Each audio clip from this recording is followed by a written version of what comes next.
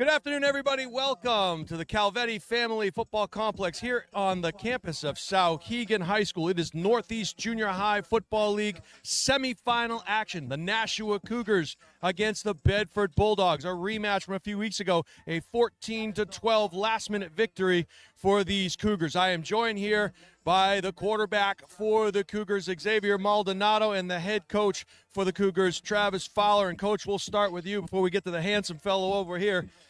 What's this week of practice been like? The boys been pretty focused, pretty dialed in?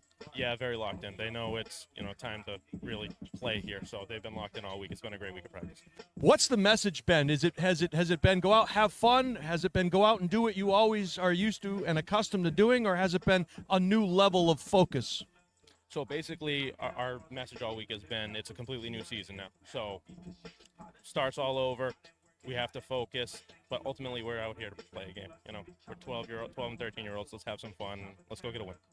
That's good stuff. I wish you the best. We're going to go over to the X-Man over here. And X, talk to us a little bit about what the season has been like up to this point. You guys have seemed very dialed in from all the times that I've seen you play. Has there been a different level of focus from you and the guys this week? Yeah, it's been a lot more locked in because it's the semifinals, and I feel like if we just execute the game plan, we're good. And do you have any new wrinkles? Don't tell us exactly. Anything new, or do you just the same stuff you always do because you're confident in what you do? You'll see a couple of new things. We added a couple of new things. I love it. I love it. And talk to us about this Bedford team that you're going to be playing here today. You guys had a great game with them just a few weeks ago, a 2-point game that came down to the end. What do you know about this Bedford team, and what do you expect to see out of them today? It's really physical, good, well-coached team, and we just got to execute, just play a game. I love it, and I'm going to ask you this last question because I know you got to get back to it. If this team stays together in the next 4 years, is the sky the limit for this group? Does this group have the ability to go to the next level and compete for a high school championship if you all stay together? Yes, we can dominate if we all stay together through high school.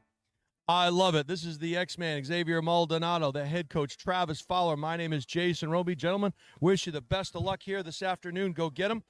Best of luck, my friend. All right, we'll be right back with the Bedford interview right after this. Good afternoon. Good afternoon, everybody. Welcome back to Calvetti Family Field here on the campus of Souhegan High School. It is Northeast Junior High semifinal time here in Amherst. Jason Roby along with the highlight guy, Steve Cody. I'm joined here by the head man and his quarterback for the Bedford Bulldogs. First, we'll talk to Coach Nate Barrett. And, Coach, you played these guys not too long ago. It was a 14-12 game. What did you learn from that experience the last time you played these Cougars? Learn that we're a heck of a matchup for each other, that we're going to have to play all 40 minutes, and hopefully this week or today we can tilt the balance back in our favor. It's a great field here, a beautiful day. You guys will probably have a great fan base coming out to see you. What's practice been like for you guys this week? Has it been business as usual, or has it been, you know what, we got to pick up the level of intensity because it's one and done? It's been intense. It's absolutely been intense. Everybody's fired up every day at practice. We added a few minutes to each practice just to tighten things up, work on all the little things. Enjoyed a few donuts from our shutout last week just to get in here. But, yeah, you can ask Wyatt. We've had a hell of a week of practice. I've talked to Xavier Maldonado, the quarterback for the Cougars, and I said, can you tell us one word that describes what this game was like the last time you played? And he said physical. And can we expect much of the same today? I think so. We've both gotten better since week 2. That's good stuff. And I'm here with Nate Barrett, the head coach. Maybe one day, Nate, you'll be the head coach, but the Wyatt, rather, the quarterback. Wyatt is the Wyatt Carnevale, the quarterback, the man pulling the trigger for the Bulldogs. Watch you throwing the ball around the yard a little bit here in the pregame. What's this week of practice been like for you guys? It's been really intense. We just need to get our protection, and it could either go 50-50 here. This Nashua team you played is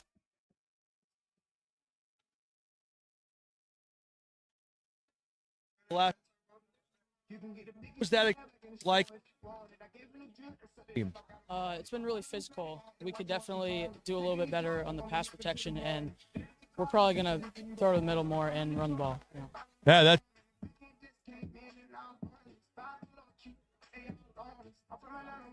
good program here of team stays together for in 4 years. How good could this team be at the I think we could be really good. I think we could definitely win states, you know. Yeah, that's good stuff. I'm here with back Wyatt Carnivale. I wish you the best of luck today. Yeah, absolutely. Go get it. All right. All right, so you are watching live on the Highlight Guy here. We'll be back for the first half kickoff right after these messages.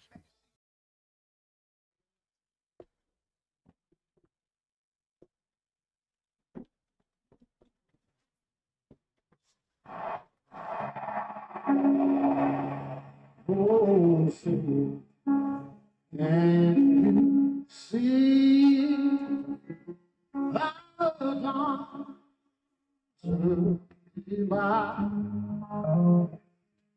Oh, so brightly we had at twilight as we whose broad stride and bright star through the pale sky. Oh, the ramparts we fought were so gay, streaming, and rocket's breath.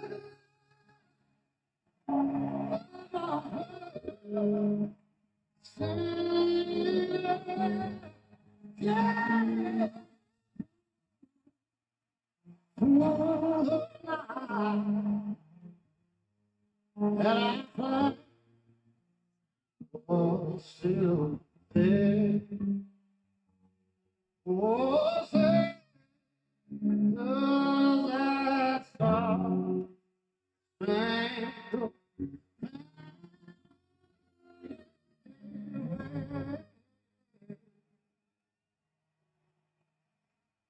oh, the land of the free and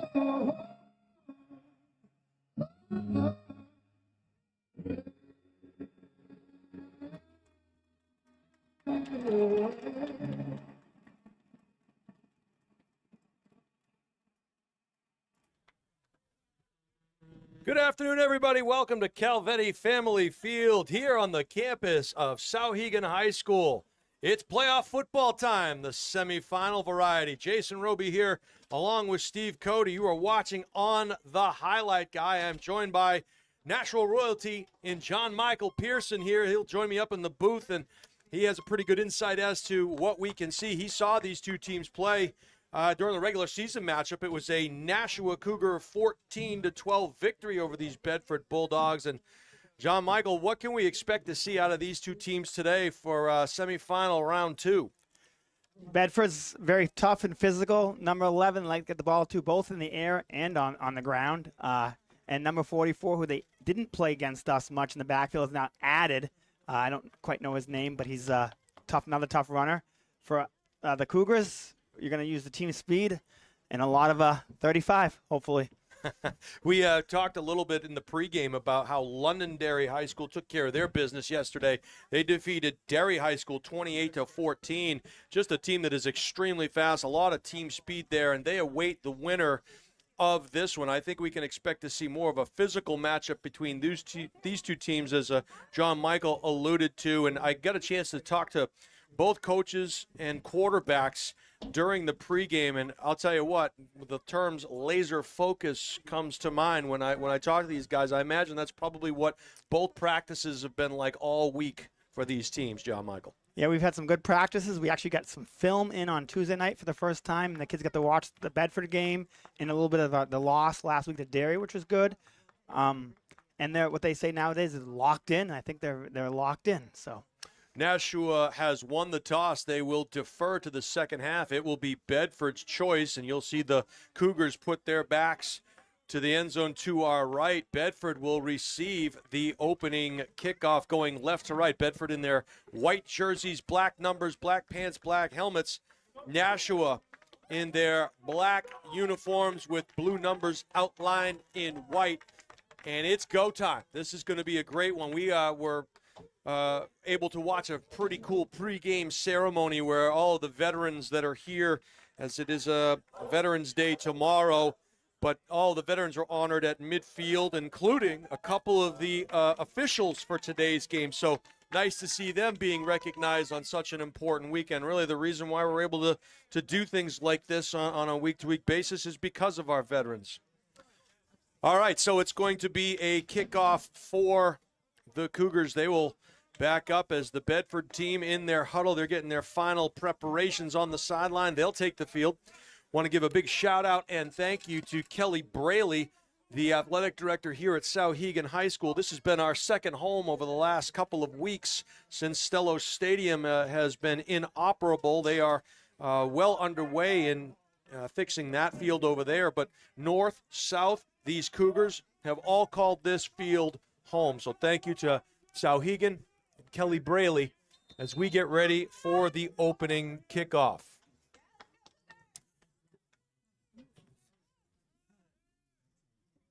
The whistle has blown. It is foot to football, and it takes a bounce, and they'll fall on it right there. Will the Bulldogs? They'll have good field position. That looked to be number 86, Johnny on the spot, Gavin Shannon, and he falls on that. Good field position, John Michael, for the Bulldogs to start this one.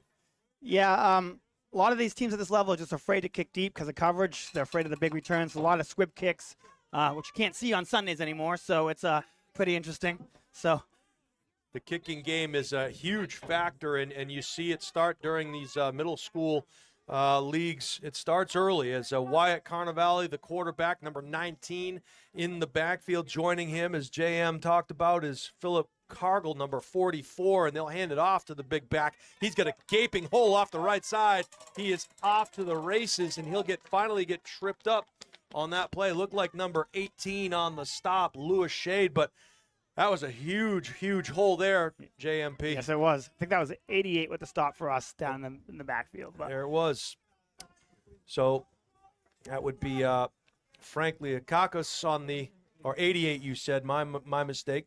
That was your son. You know him quite well. You'll know that number. Bowden Pearson on the stop. 10-yard plus run, and they give it again to number 44, and a heavy dosage of Philip Cargill Jr. to start this one off. Anytime your secondary is leading your team in tackles, you could be in for a long afternoon. yeah, they're pounding the ball right up the middle. So we'll have to keep a close eye on this Titan, or rather soon-to-be Titans, this Cougar front as they try to get off these blocks at the point of attack, and Cargill not getting any contact against him until he gets to that second level. Break the huddle. They're in a twins to the right. They'll motion two to the backfield. Look like a little counterplay, a little swing pass out into the flat. Off and running is number 22, Liam Cody. He's finally knocked out of bounds there. Was it number 2? Maybe Dante Sisse, but they'll pick up the necessary yardage for a first down. So a nice mixture of run and pass for this Bedford team in the early going, has the Cougars on their heels a little bit. Yep, some stuff we haven't seen in the first matchup, so it's good. They're mixing it up. Of course, football, a game of adjustments, and we'll have to see. You obviously want to do what brought you here, but new wrinkles at this time of the year can be a huge threat. Slot to the left, tight end flanker right. They'll motion, run a little isolation play up the gut, and this time the Cougars are up for the challenge. Penalty flags will fly, as it looked like Cargill got the carry again. And a legal shift against the Bulldogs. So my thought is potentially the man in motion came towards the line of scrimmage before the snap, and you can't do that unless we were playing in Canada. Yeah, and they tend to do that a lot and get away with it a lot at this level. And you know, this is probably the more experienced crew. Probably done some high school games, and they're probably picking up on it. Yeah, at this point in the season, it's not week one. We are deep into the season, and those are things that you just can't get away with. So they'll back them up 5. It'll be 1st and 15. The Bulldogs will break the huddle. They'll come out to the line of scrimmage. They have a tight end wing to the left, split end to the right, two backs on either side of the quarterback. They'll motion to a slot formation, and they'll rodeo, slight roll out to the right, and a great catch there. Just maybe a 4-yard gain, but a nice pitch and catch there. That one was received by number 11, Ian Barad, I believe. And 2, Dante Sisse was on the coverage. Dante Sisse providing good coverage there to minimize that gain. It probably would have only been a 4-yard gain either way because he was there. This is a wide slot formation, tight end right, two backs in the backfield. We're going to power off the right side, and it goes back to Cargill again. And he will pick up About 4. Was it Silas Ray Coleman potentially, or it could have been Jarul? They'll peek on that one. Yep. But one's the 4-3 technique, the other one's the nose guard. So that's probably right up in the middle, right there. Their neck of the woods. There you go. JMP using 3-tech. I like it. It's the North Kyle Taves defense that we put in here. So from North. Twins to either side, and I think they got the Cougars to jump off sides, a free down there. So it's going to make a 3rd and long into a 3rd and very manageable as an encroachment penalty called. And so when we say a 1 shade or a 3 shade, the technique is the lineman, the gaps that they play. It's a gap control defense where each player on the front 7 is responsible for their area, their gap. A 3 technique will be lining up outside the guard. A 1 tech is inside the guard, and a nose is a man on the center. For those of you scoring at home, we'll have a timeout on the field called by Bedford. It is their first timeout. Got to believe, JM, that this is 4-down territory for the Bulldogs. Oh, yes. I think everything over your 40 here, unless you're, late in the game, up a score is probably 4-down territory at this level. This punting game is difficult, though we've seen some good ones this year. Derry had a great punter yesterday. Kid kicked like a 60-yarder. Wow. Pretty interesting, yeah. Have to believe that field position becomes a factor here. You mentioned with the shorter kickoff, so anytime you get your opponent deep in their own territory and make them have to go the distance, that is an added benefit. Let's talk about Bouvier Prepare. Bouvier Prepare provides comprehensive college recruiting consulting services for student athletes and their families. If you're looking for guidance in the process for lacrosse, field hockey, soccer, and volleyball, Bouvier Prepare can provide a personalized plan for success. Contact them at bouvierprepare@gmail.com or call 603-465-1102. 3rd down and 2 for the Bulldogs. Motion to the slot set, and it looked like the guard jumped there, and they did. And we're going to get a false start, and we're going to go back 5. Give it right back. The flag giveth, and the flag taketh away. Yep. So a false start on the left guard there. And that'll back them up. So we'll head back to 3rd and 7 territory. So now if you're Bedford, you've got 2 downs, and you've got to average about 3.5 per play, which they have definitely been doing here. Yep. So 44 up the middle is what I would be expecting. Tight wing to the right, tight slot to the left. Back to throw, a little out route to number 11. Pitch and catch, breaks a tackle, and breaks another tackle before he's finally driven out of bounds there. So Ian Barad on the reception. A nice throw by Carnival from the near hash to the far side. That's a legitimate throw.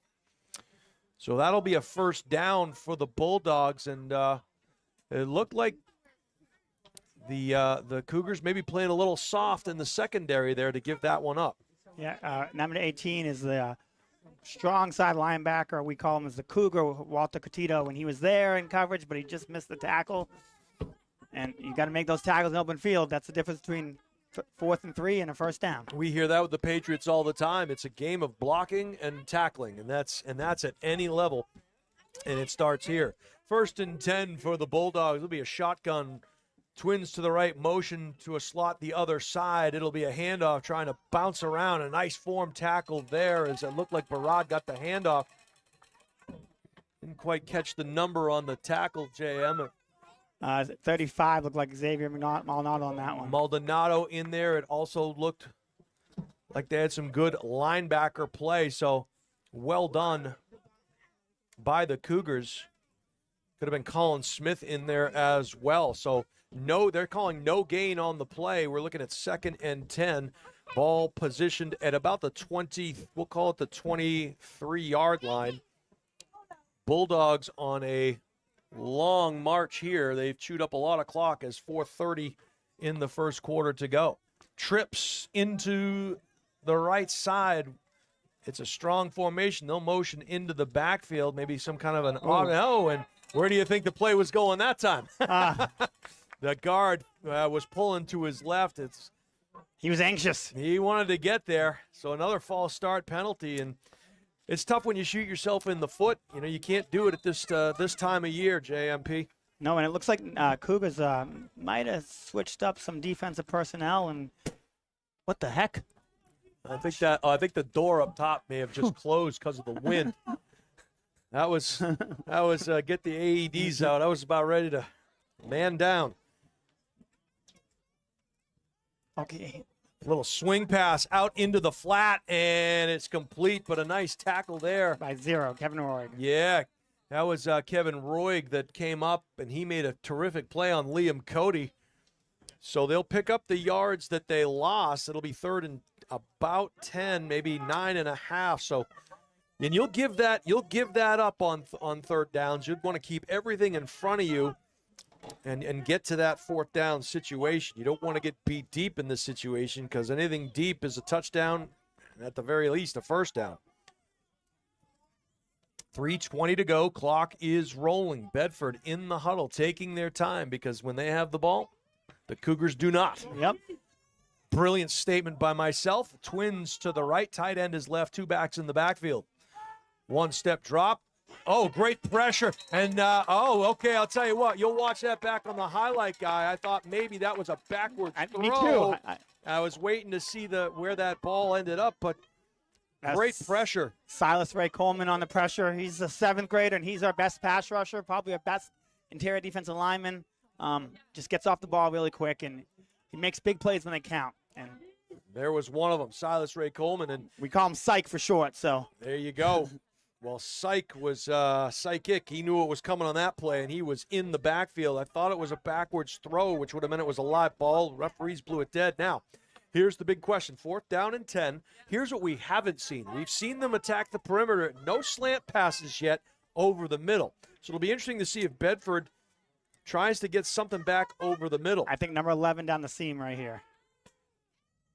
Good protection now. The pocket breaks down. He'll roll to his right. Throws off his back foot. Ball is complete. I don't think he'll have enough. We'll have to see. Yep, and it's going to be short.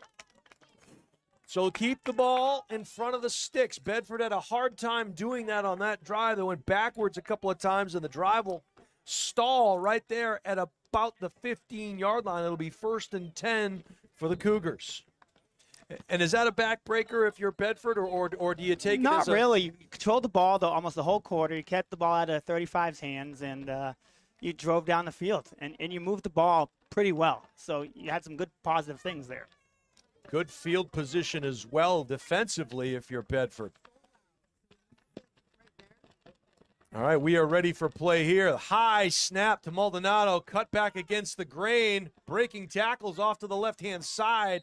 Good explosion there, and that's not where that play was designed to go. It's Maldonado. Actually, Barry was in that quarterback. Barry was the quarterback. Maldonado was the back, and that's an example of not a play call, but an athletic ability. That was not designed to go there. That was Maldonado making something happen. If that were you or me, it would have been a 5-yard loss. There he is again. Nice job. Nice job of reading his blocks. Breaks a tackle, breaks another one. He'll finally get stacked up there, and he will have the yards. And we've been coaching him up, trying to go down when he's got 4 or 5 guys around him, not to take the extra hits that he tends to take, keep him healthier. And he's listening a little bit. Well, nobody is 100% healthy at this time of the year. You get to this point. It's also a matter of taking care of the football. You get a bunch of hands punching at that ball, anything can happen. So First and 10 for the Cougars as Barry Barkin signals back there. He'll hand the ball back off this time, following his blocks and Kevin Roig. picking up a couple of yards was Roig, number 0. That was the jumbo formation we haven't used all year, and they had the two up backs, Richard and Maldonado, next to each other as the F and the more of like a H back there. Good unselfish play where you block for your teammates and provide a little extra punch up there. We'll see it again here. Almost a single wing type look, and they'll run a toss sweep into the boundary. And that play, was a missed block out here on the perimeter. When you miss a block to the short side of the field, you're really limiting what you can do. As number 33 for the Bulldogs was there. That was Drew Burnett, and nowhere to operate. So stock blocking, so important. I imagine these Cougars work a lot in practice on that skill. Yeah. It's going to bring up a big 3rd down and 10 for the Cougars. They're trying to get out of their own end and switch the field position at the very least here. A high snap, and that's dangerous. It goes over Barry's head. He'll just have to fall on it. And so now you go backwards, and it's 4th and forever. Now they'll be punting here. So now if you are Bedford, you pin your ears back and come after this one, or do you set up a return? Because you're going to, at the very least, you're going to get the ball in pretty good field position. We'll see how the Bulldogs play it. It looks like they're lining up safe. That one goes over. It's going to be 2 points. If it gets out of the back of the end zone, if it's caught in the end zone, it'll be a touchdown. We have to look and see what the officials call. It'll be a safety. So it's going to be 2-0. All kinds of problems with the center quarterback and the center punter exchange in the early going here. And as a result, it is 2-0 Bulldogs. And, oh, by the way, Bedford going to get the ball back here on the free kick. Yep, and that's first-time starter at center today. The starting center hurt his hand, and, that's part of the game. Yeah, that's how it goes. I mean, Yep. It's one of those situations where you realize just how important that position is, Yep. especially when you're, when you are in shotgun and you have a lot of the responsibility. So they're going to back up. They'll kick this, I believe, from the 20-yard line, and it will be a 20-yard line kick. Now, you have to believe, and I this is a Chip Kelly thing. I would onside kick this, and I would concede field position and potentially a score just so I can get the ball back. I'll give you 10-0 if I can get the ball back. That's just me, because as it is, you're going to eat up this first quarter and parts of the second quarter. I would try the onside kick here. We'll see what Coach Travis does. I don't think he'll kick it deep because we don't do that much, so he'll probably try to do it. Yeah. Oh, yeah, that's in the middle. That's a good spot. A little squib kick. It is a good kick, and they'll fall on it at the 46. That's probably, other than getting the ball, that's probably best case scenario right there if you're the Cougars. So 46 yards out. That turned out very, very fortunate for the Cougars. A nice play there and a good job on that kick. Well done by the special teams. So it'll be 1st and 10 for the Bulldogs. They're trying to avenge the regular season loss to these Cougars. It was a last-minute win for the Cougars, 14-12. Bedford up 2-0, 18 seconds to go here in the first quarter. Wide slot to the left, tight end flanker to the right, motion and an isolation play. It looked more like power, and every play designed to cut back against the grain. And another huge chunk by Philip Cargill Jr. Dominating the line of scrimmage. And they're staying in front of the sticks. You can't have any negative plays. And if they continue this, that's going to do it for the first quarter here. From Calvetti Family Field on the campus of Souhegan High School in Amherst, the score 2-0. The Bulldogs, the beneficiary of a snafu on the punt, went over the head of the punter and was almost covered inbounds for a touchdown, but it went past that back end line, and so it was 2 points. As a result, the free kick came to Bedford, and they have an opportunity now. We'll flip the field. It's going to be 2nd and short, and that'll give us a chance to talk about the Nashua Cougars. The Cougars are a nonprofit organization created to give every child the opportunity to reach their greatest potential in youth football before they head to the high school. They work with the Nashua High School North coaches to ensure their athletes are ready to compete at the high school level by the time they arrive. It gives them their greatest opportunity to continue to excel beyond high school. To learn more, go to their website, NashuaCougars.net. That's NashuaCougars.net. And hey, by the way, if you have not already done so, please subscribe to our YouTube channel. Please click the subscribe button so that you can be aware whenever we schedule a live stream. Jason Roby calling all the action for you. My color commentary guy this afternoon is John Michael Pearson, joining me up here in the booth. As always, the man on the moving pictures is Steve Cody. Second down and short for the Bulldogs. They are inside Cougar territory. Two backs in the backfield. Straight quarterback isolation play or a quarterback power play.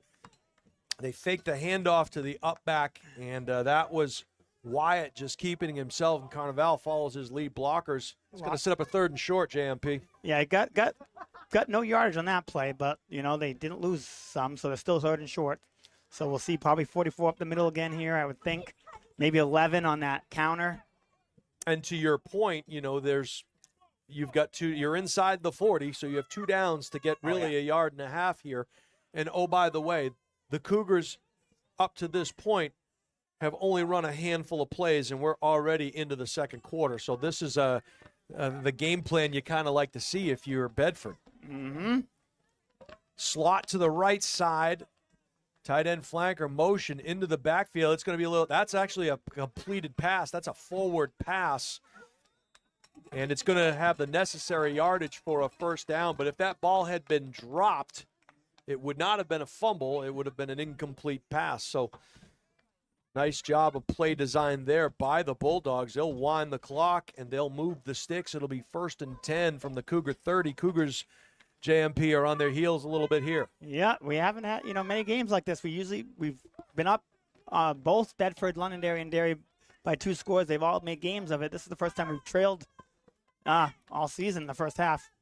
Swing pass, Cargill Jr. around the left side, and oh, what a great play there. It looked like number 35 was Johnny on the spot, Xavier Maldonado, and you saw what he did there. He came, you'll watch that on the highlight guy replay. He came with that arm trying to knock that ball out of there, create the turnover. That's just good heads-up football. As it is, it's a 3-yard gain, so 2nd and 7. But a good play there by Maldonado. I think that's what the Cougars are going to need, a turnover here to switch momentum, Momentum is as good as the next play. Yeah, no doubt about it. And you can see here they're practicing some snaps in front of us down around the 50-yard line, and they'll have to make sure that they rectify that situation. Second down, and we'll call it 7 for the Bulldogs. They'll have a slot formation to the left, split end to the right, 2 backs on either side of Carnival. They'll motion to the slot right, and it'll be a total sweep to the right. And a nice job of stringing that play out there. Who was that? Walter Catito, 18. He set the edge perfectly, let the linebackers filled. That's what he's supposed to do there. You'll see Catito come up, and what he does is he doesn't penetrate past the football. He sits down and he shuffles, buying time for his alley players to get there. A great job setting the edge there by Catito. They had that play. I'm sure they practiced that one a bunch in practice this week. So that's just good fundamental football, because the Bulldogs, it's a numbers game, right? And they had the numbers at the point of attack. There were 4 lead blockers there. Catito forced everything back inside of him, and he's able to trip them up. They pick up positive yardage there, but that could have been a touchdown if not for Catito. 3rd and 5 for the Bulldogs. They have a flex tight end down here, flanker to the right, and a slot to the right rather. Flexers to the left. And a sack coming off the edge. Carnival gets away from it. He'll one-hop it in there. It'll be incomplete. It was intended for number 11, Ian Barad. Good coverage on the play as well. I think that was that 9 with the pressure off the edge? Looked like it. And Josh Edenak playing that weak side linebacker. When he doesn't have any guy in front of him, his job is to go. And so what you saw there was you make the quarterback uncomfortable. He wants to stay in that pocket. We call that rodeo. Forced him to roll to his right. And got him out of his comfort zone. And throwing on the run is not an easy skill. So nice job there. That'll set up a huge 4th down and 5. This is the play of the game so far right here if you are the Cougars. You need to dial in and get a stop. Slot to the right, tight end wing to the left. 1 back, they'll motion out. I'd watch for 11 on that little slant. They had him. Here Yeah. comes the pressure again. Throws off his back foot. Ball is intercepted. Now, you would have been well there to just knock it down. And hopefully, yeah, it's incomplete. The coach is imploring, please say it was incomplete, because it would have been a loss of about 12, 13 yards if he had caught that. So it'll be 1st and 10 for the Cougars. But you're a young kid. You want to go up there and make the interception? I think he dropped it on purpose at the end. That was There you 88. go. I think he pushed it down the floor afterwards. He realized what he did. He must have great coaching at home from mom. Yes, definitely. Bowden Pearson with great coverage there, knocking that ball down.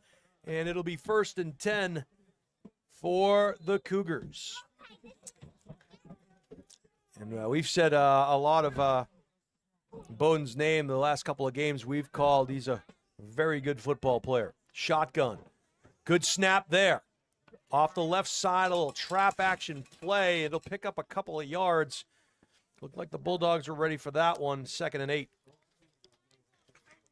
So we'll watch the, don't watch the backfield. Watch the trenches. Watch the 4 big guys in white shirts and the 5 big guys in black shirts. And whoever wins that battle, that team's probably going to win the game. Another good snap there. Bounce to the outside. Dante, go, Dante. Nice job. Breaks one tackle as that was Dante Sisse. He was pulled down a little bit by the back of the shirt. So that'll set up a 3rd and very makeable 1.5 yards for the Cougars. And so now the $1 million question, John Michael Pearson. If you don't pick it up, do you go for it on 4th down? It depends on how close you are. If you lose yardage, probably not. But if you get Xavier's going to get it anyway, so I'm not. Here we go. Much ado about nothing. Yeah.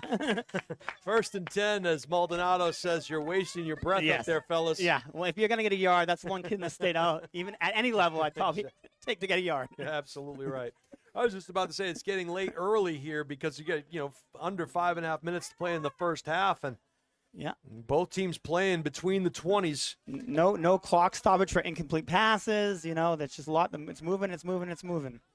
Little miscommunication there on the lineup, and Maldonado gets hit in the backfield. It looked like number 34 for the Bulldogs was first to the fire. That was Patrick Falvey. No gain on the play, so he came off of that edge on the left side, and he bent down that line, and that's what they tell you to do. Don't run up the field. You got to bend. You bend down that line, and that's exactly what he did. All right, so it'll be 2nd down and 10. Barry barking signals. A little waggle action. He'll have to go the other way. Pressure. Barry now scrambles. Oh, and he gets hit. A thunderous hit there at the 40-yard line.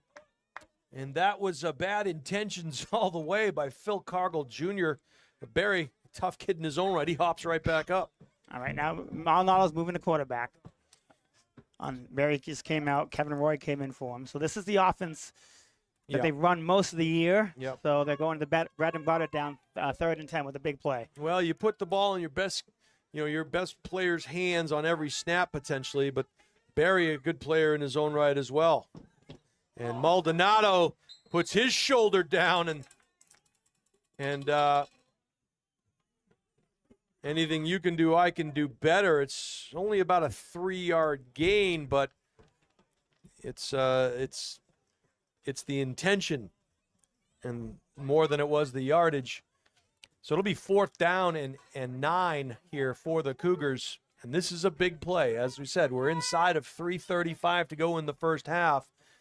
And the Cougars, we'll see if they employ some type of a quick kick or if they go for it. No timeout called. He'll roll to his right, looking for help. And has on the backside, throws it off his back foot. Gonna make a catch! And what a grab! Great protection up front. Ricky McKenzie with the catch there. It looked like Maldonado had about 15 yards to run, and I was like, what is he doing? But it's a great catch by Ricky McKenzie. Well, one of the 8th graders on this team that is a 7th grade heavy. That was a great catch. Scramble rules. Short routes go deep. Deep routes come back. And McKenzie, like on a string with his quarterback Maldonado, they were in tune with one another. Great catch there. And the Cougars keep the ball. Play of the game so far here for Nashua. We got a timeout, Bedford, and they're reeling a little bit now. It's field position is now shifted once again. So even if the Cougars were to come up short here, of course, you'd like to go on about a nice 2-minute and 57-second drive and go into halftime with the lead. But this is a situation where if you are Bedford, the message is probably pretty simple. Keep the ball in front of you. Stay on your routes, stay in your lanes, and the biggest thing when you face a quarterback like Maldonado, and Barry for that matter, is you view the scramble like you view a kickoff. You want to stay in your rushing lanes. Don't dip underneath and chase from behind, because if they break contain, now they have a two-way go. They can either throw it or they can take off with it. And Maldonado with a beautiful pass down the right side to McKenzie. The old it's a philosophy, but Belichick does it well. Is trying to score before the half, and then get the ball to start the second half, and you double them up, and all of a sudden you're down 2-0. You're up 14-2. That's a great point. 2 for the price of 1. They can punch it in here. That could have that happen here. And we'll take a look at that timeout situation. I believe each team still with 2. So that power formation to the right side here, split end to the right. They'll go back to Maldonado, I believe. Barry's back in at quarterback, if I'm not mistaken. Yep. And they hand off to Maldonado around that right side. And I think it just gives you several dimensions keeping Maldonado at the quarterback position. We saw that at the high school level with, obviously, with Curtis Harris Lopez. And, he wasn't a great passer, but he could throw the ball, and he made you stay honest in that secondary, and then he could score anytime he touched the ball. Oh, a nice little okey-doke there on a dead leg. Handoff goes up the middle, and kind of a half step to the right fooled the defender. Was that Roig on that carry? Yes, it was. Kevin Roig up the middle. Yeah, Kevin. A little power run to the H-back. So 3rd and short, and again, we are in 4-down territory. Just about 2 minutes to go here, and Cougars can take their time, but they've got to be aware. They want to keep those timeouts. Nice job of blocking up front, and we have a seam and a touchdown. And you're going to watch that one back from the highlight guy, JMP, and you're going to see great blocking at the point of attack. That's not going to make the newspapers, but man, what a great job by the front. And I think Roy bounced that one gap over. He was not supposed to run to the outside there, but he kind of saw that little clog, and they sealed it, and he just took it down the middle and scored a touchdown. Big score. Great example of, we call it running with your eyes. A lot of people just put their heads down and chug the legs, but a lot of times you want to have that field vision, and Roy had it there as he bounced to the outside.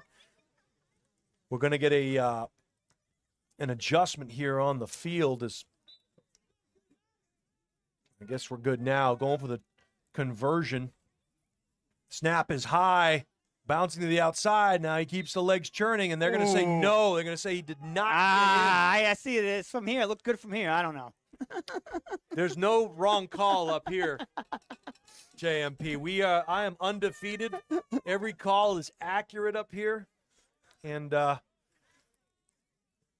they're going to say no, so it'll be 6-2. So just like that, a nice job, and we're gonna look back at at that.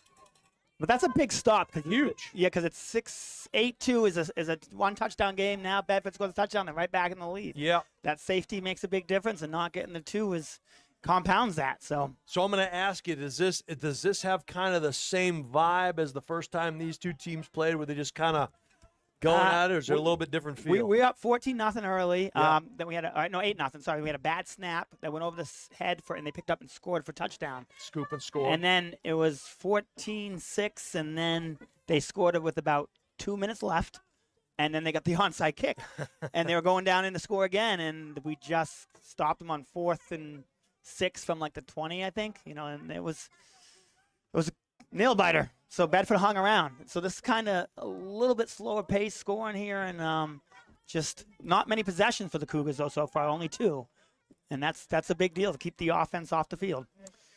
1:46 to go in the first half. Jason Roby, along with the highlight guy Steve Cody, joined here in the booth by parent and coach John Michael Pearson, and providing the insight from the first Bedford Nashua game.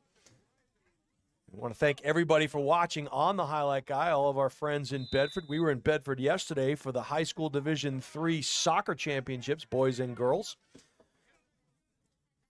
All right, back here, a little pooch kick, no fair catch, caught there by number 6. He's on the move, breaks a tackle. A good job of catching the ball first by Joey Suazo, but good coverage by the Cougars. I think that was 56 potentially on the stop. That's Adam Collier, the center. He had to switch his number to be center eligible today. That's because, right. You can't snap the ball at 5. We might know Adam better from a week ago as number 5, Yep. right? And his dad, Adam, played football for me as a Titan and a Nashua High North grad. So good to see, and one of the veterans that was out at midfield prior to the kickoff today. So good representation from the Collier family here today.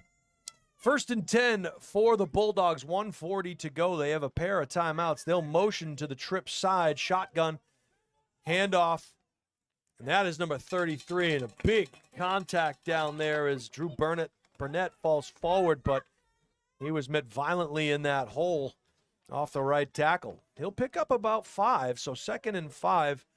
And again, very important to play in front of the sticks. Do they have 1 timeout left or 2? I know they called one early, and I don't know who called the 2nd timeout. I believe it was Nashua called a timeout as well. I could be wrong. Our statistician back in the truck. Oh, doesn't have it? The feed is not good at this point, so we have a bad satellite feed.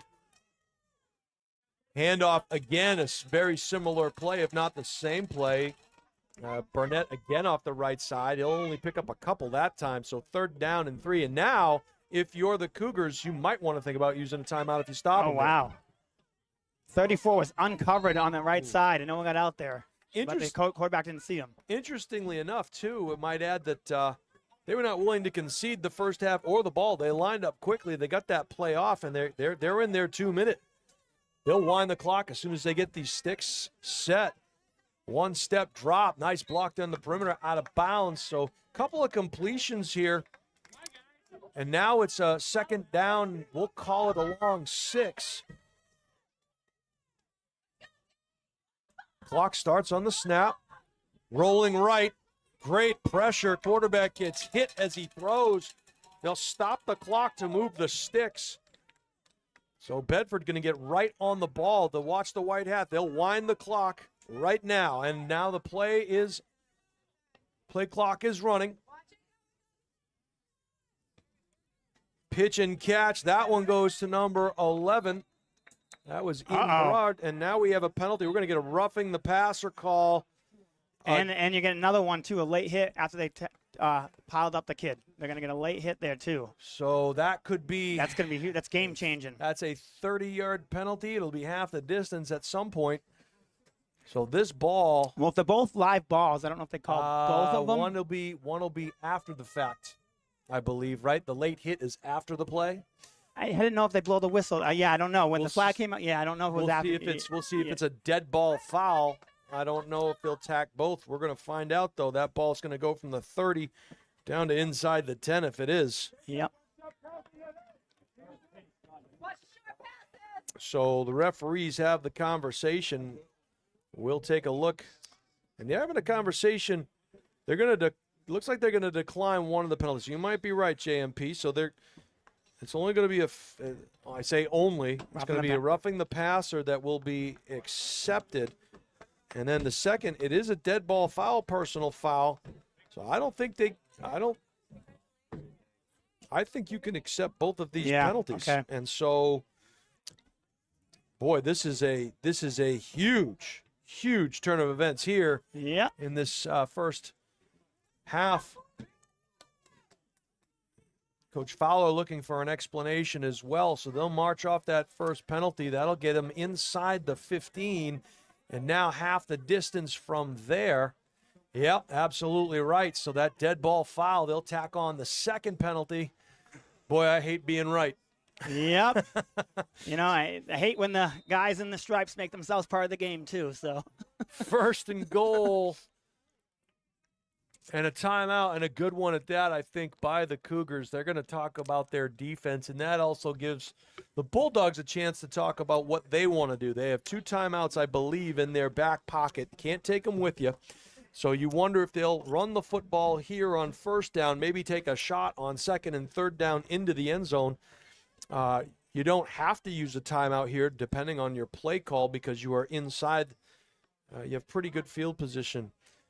And you're right, but I don't think, it's interesting that you had two pretty aggressive plays there. It was a clean hit the play before in the backfield where they hit the quarterback, and this one happened a hair late. The second flag, that referee's not looking at what's happening in the backfield, and so they are not on the same page with one another. So it's not as if they said, not only am I going to do this to you, but I'm going to do that to you as well. They were operating on separate wavelengths. They tend to not blow the whistle early enough and then, let the kid hang. And then I think that's one of the things is they, blow the whistle, keep the kid safe. And you wonder if the play before that good solid hit on the quarterback, that made them aware of to watch that. I'm sure the Bedford coaching staff said, hey, watch it. That one was close. All right, motion into the boundary. Number 11 on the out. Oh, no, it's And a drop. Clock will stop. So second down, they wanted almost like a now route. They were going to go out and block the corner with the slot man. Yep. And try to come right underneath that. You don't want to backpedal if you're in the secondary. You backpedal your beat, so you want to keep your feet buzzing, but do not backpedal.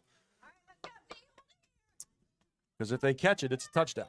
Second down and goal. Tight end is to the left. Unbalanced to the right. It'll be a run potentially to the right side. They'll go left. Oh, motion. He was moving forward. He's moving forward. They're either going to call that or they're going to call and even more important than that, on that illegal shift or that illegal motion, you're going to lose time on the clock. You don't get that time back. So Cougars are fortunate there, and it looked like an unbalanced line to the right. It looked like both of those receivers were on the line of scrimmage, which you can have. So clock runs 13 seconds and counting. And now we'll stop it again. We'll see if they put time back on the clock. Oh, offsides. An encroachment penalty. So the Cougars got their ears pinned back, and they jumped early. They're going to have to put time back on the clock. No, it's live ball, so because. Right, but I don't know if they called it. They were winding it after the penalty. They wound it? They wound it after the penalty, yep. Well, what were you saying? There was 14. They were winding it. They Yeah. were winding it because it was 14 when the penalty was called, so they did wind it. They're going to put 12 seconds back on the clock. The parents seem to know where this one's going. They're calling it out. I don't think it's going up the middle. I think it's going to 11 in the flat. There he is, wide open. Oh, They cover it late. They're going for the corner route. What a catch! My goodness, it was defended well. We call that a smash route. And the number 2 receiver went right for the corner, and a great catch there by number 34, Patrick Falvey. And look no further than those 2 penalties, JMP, that really did them in there. Game changers. And so Bedford going to take their last time out of the first half, and that's a good timeout because you really want to come away here with the extra point. And if you're the Cougars, you see and body language really tells the story, right? Body language speaks volumes as you watch kind of the palms up look by some of the players in the field, and you gotta be careful there. Yep. Let's talk about if you're looking to play sports in college. I'm sure some of these young men are. If yes, then let the highlight guy help you get noticed and recruited. We create highlight videos, we film sporting events, and we live stream like we're doing here today, all with the goal of helping athletes get noticed by college coaches. With the highlight guy, you are the star. Let us help you. Go to thehighlightguy.com or email steve@thehighlightguy.com to get started. That's steve@thehighlightguy.com. Also, we'll talk about the Cougars as being a nonprofit organization right after this 2-point conversion. Want to make sure we get the shout-outs for the Cougars organization. They've done a fantastic job here with these young men, and Want to make sure we recognize them as well. Slot to the right, flex tight end, wing to the right, rather. Slot was to the left, and you backpedaled, and the 2-point or the extra point conversion is good. And so an untimed down, obviously, it'll be 10-6 now. And again, you're the Cougars. You never want to backpedal when you're on the goal line. Nope. You want to stand pat. And even one step back can get you beat. And they love that little out route to number 11, Ian Barad, and that time they made him pay for it. So with 6 seconds to go, it is the Bulldogs again on top 10-6. We got a good back and forth here. And as mentioned, as a nonprofit organization, the Nashua Cougars could not thrive and provide such an incredible experience for their athletes without the generosity of their sponsors. They'd love to give a huge Cougar roar to the top sponsors for the 2024 season. That includes Basco Excavation, Lopez Hardwood Floor Service, and Comcast. To all the sponsors not mentioned here in this ad, the Cougars want you to know they're very thankful for everything you do, and each and every year to ensure that their athletes have everything they need. So thank you to all of the Nashua Cougar sponsors for the 2024 season. All right, Bulldogs ready to kick the ball off. This is Liam Mortimer, and a nice job of, I don't know if he lost it. He was reaching down between his legs. I think he got it, so fortunate there. Number 44 was Johnny on the spot for Richard Colton, I believe, for the Cougars. Colton Richard. Richard, rather. Thank you. Colton, yeah. Colton Richard. And so it'll be 1st and 10 for the Cougars. We'll see if they run a play or just take a knee and head into halftime on the short end of the scoreboard, perhaps the first time all year. Yeah, at the halftime it is. So with 6 seconds to go, they'll line up and trips to the left, and it's going to be a Maldonado on a student body left. Good blocking on the perimeter. And Maldonado will head to the sideline, and that's going to do it for the first half of action.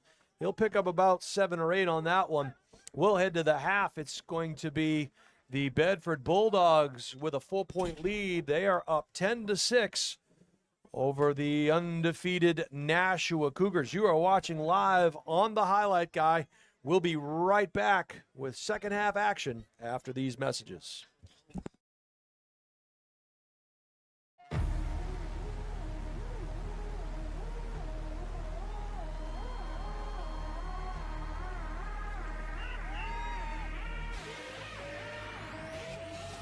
I'm a beast. Yeah, I'm in my own zone. It's beast mode time, so go hard or go home. I'm a beast. Yeah, I got it on my mind. See, I came here to shine, so let's get it on the grind. I'm a beast. Yeah, I'm in my own zone. It's beast mode time, so go hard or go home. I'm a beast. Yeah, I got it on my mind. See, I came here to shine, so let's get it on the grind. Step up in the building, swagger on point, right? Put your seatbelt on, cause it's gonna be a long night. It's gonna be a long fight, but then again, maybe not. I'm about to get it in. Yeah, I got it on my mind. Let's end this thing in regulation. I ain't thinking overtime, cause I didn't work overtime, and I ain't trying to overgrind. I transform the beast mode just like I was prime. I can't hit the ball hard. I love this game. It's all I got. That's why I'm going all out and give it everything I got. Yeah, I give it all I got. As if it was my only shot. I play the game to win to the end until I pass out.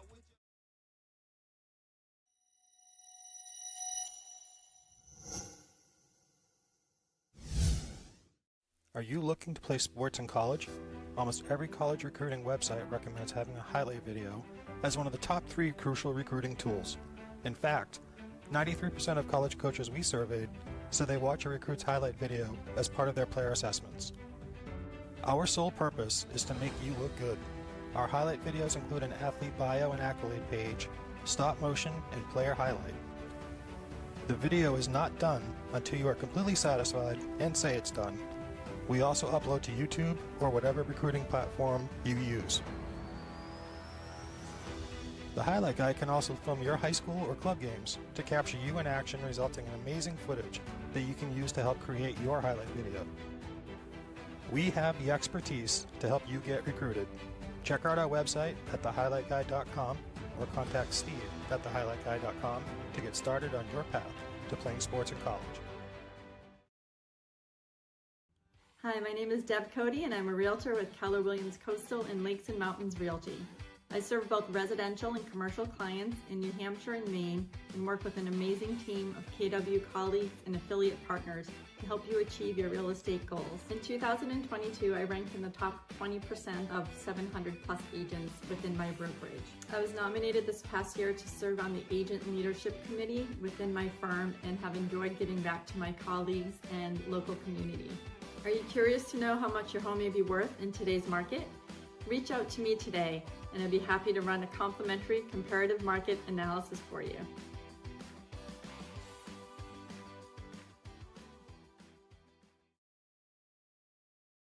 Meet Bouvier Prepare, your game changer in college athletics recruitment. We cut through the chaos, focusing on superb communication and top-notch organization. One-on-one attention, tailored strategies, and a winning game plan for emails, calls, camps, visits, and offer closings. Be prepared. Your limitless future starts now with Bouvier Prepare.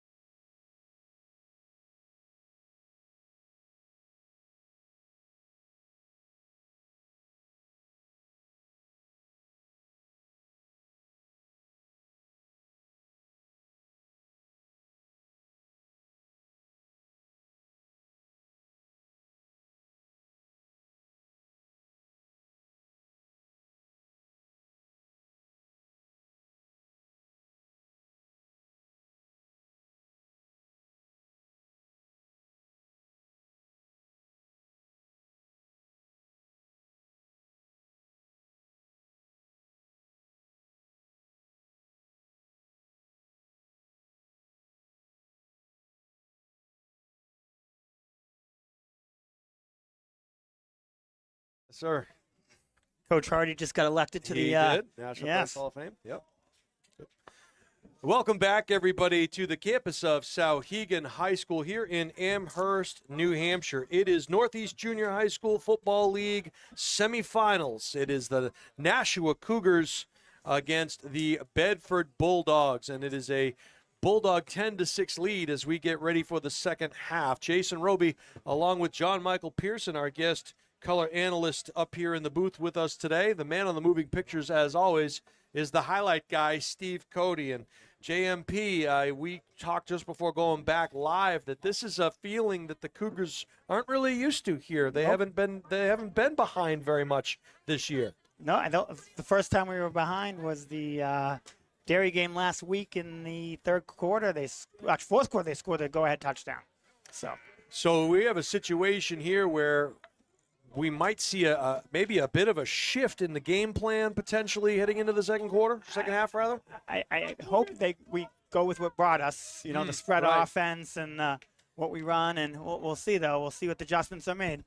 You have to, give credit to Bedford as they took advantage. Yep. A lot of times teams will get some penalties and turnovers and so forth, and they don't always take advantage. But Bedford, they have done as much. They've taken advantage of some untimely penalties and a turnover, and they've scored when they've supposed to score. Scoring right before the half was huge. So that 2-for-1 kind of went by the boards, right? Yep. It didn't happen. They didn't get the big stop when they needed to. They had them 3rd and 5. If they just tackle them once in bounds, the clock runs. They probably run out of time, but they kept on getting out of bounds using the quick little outs.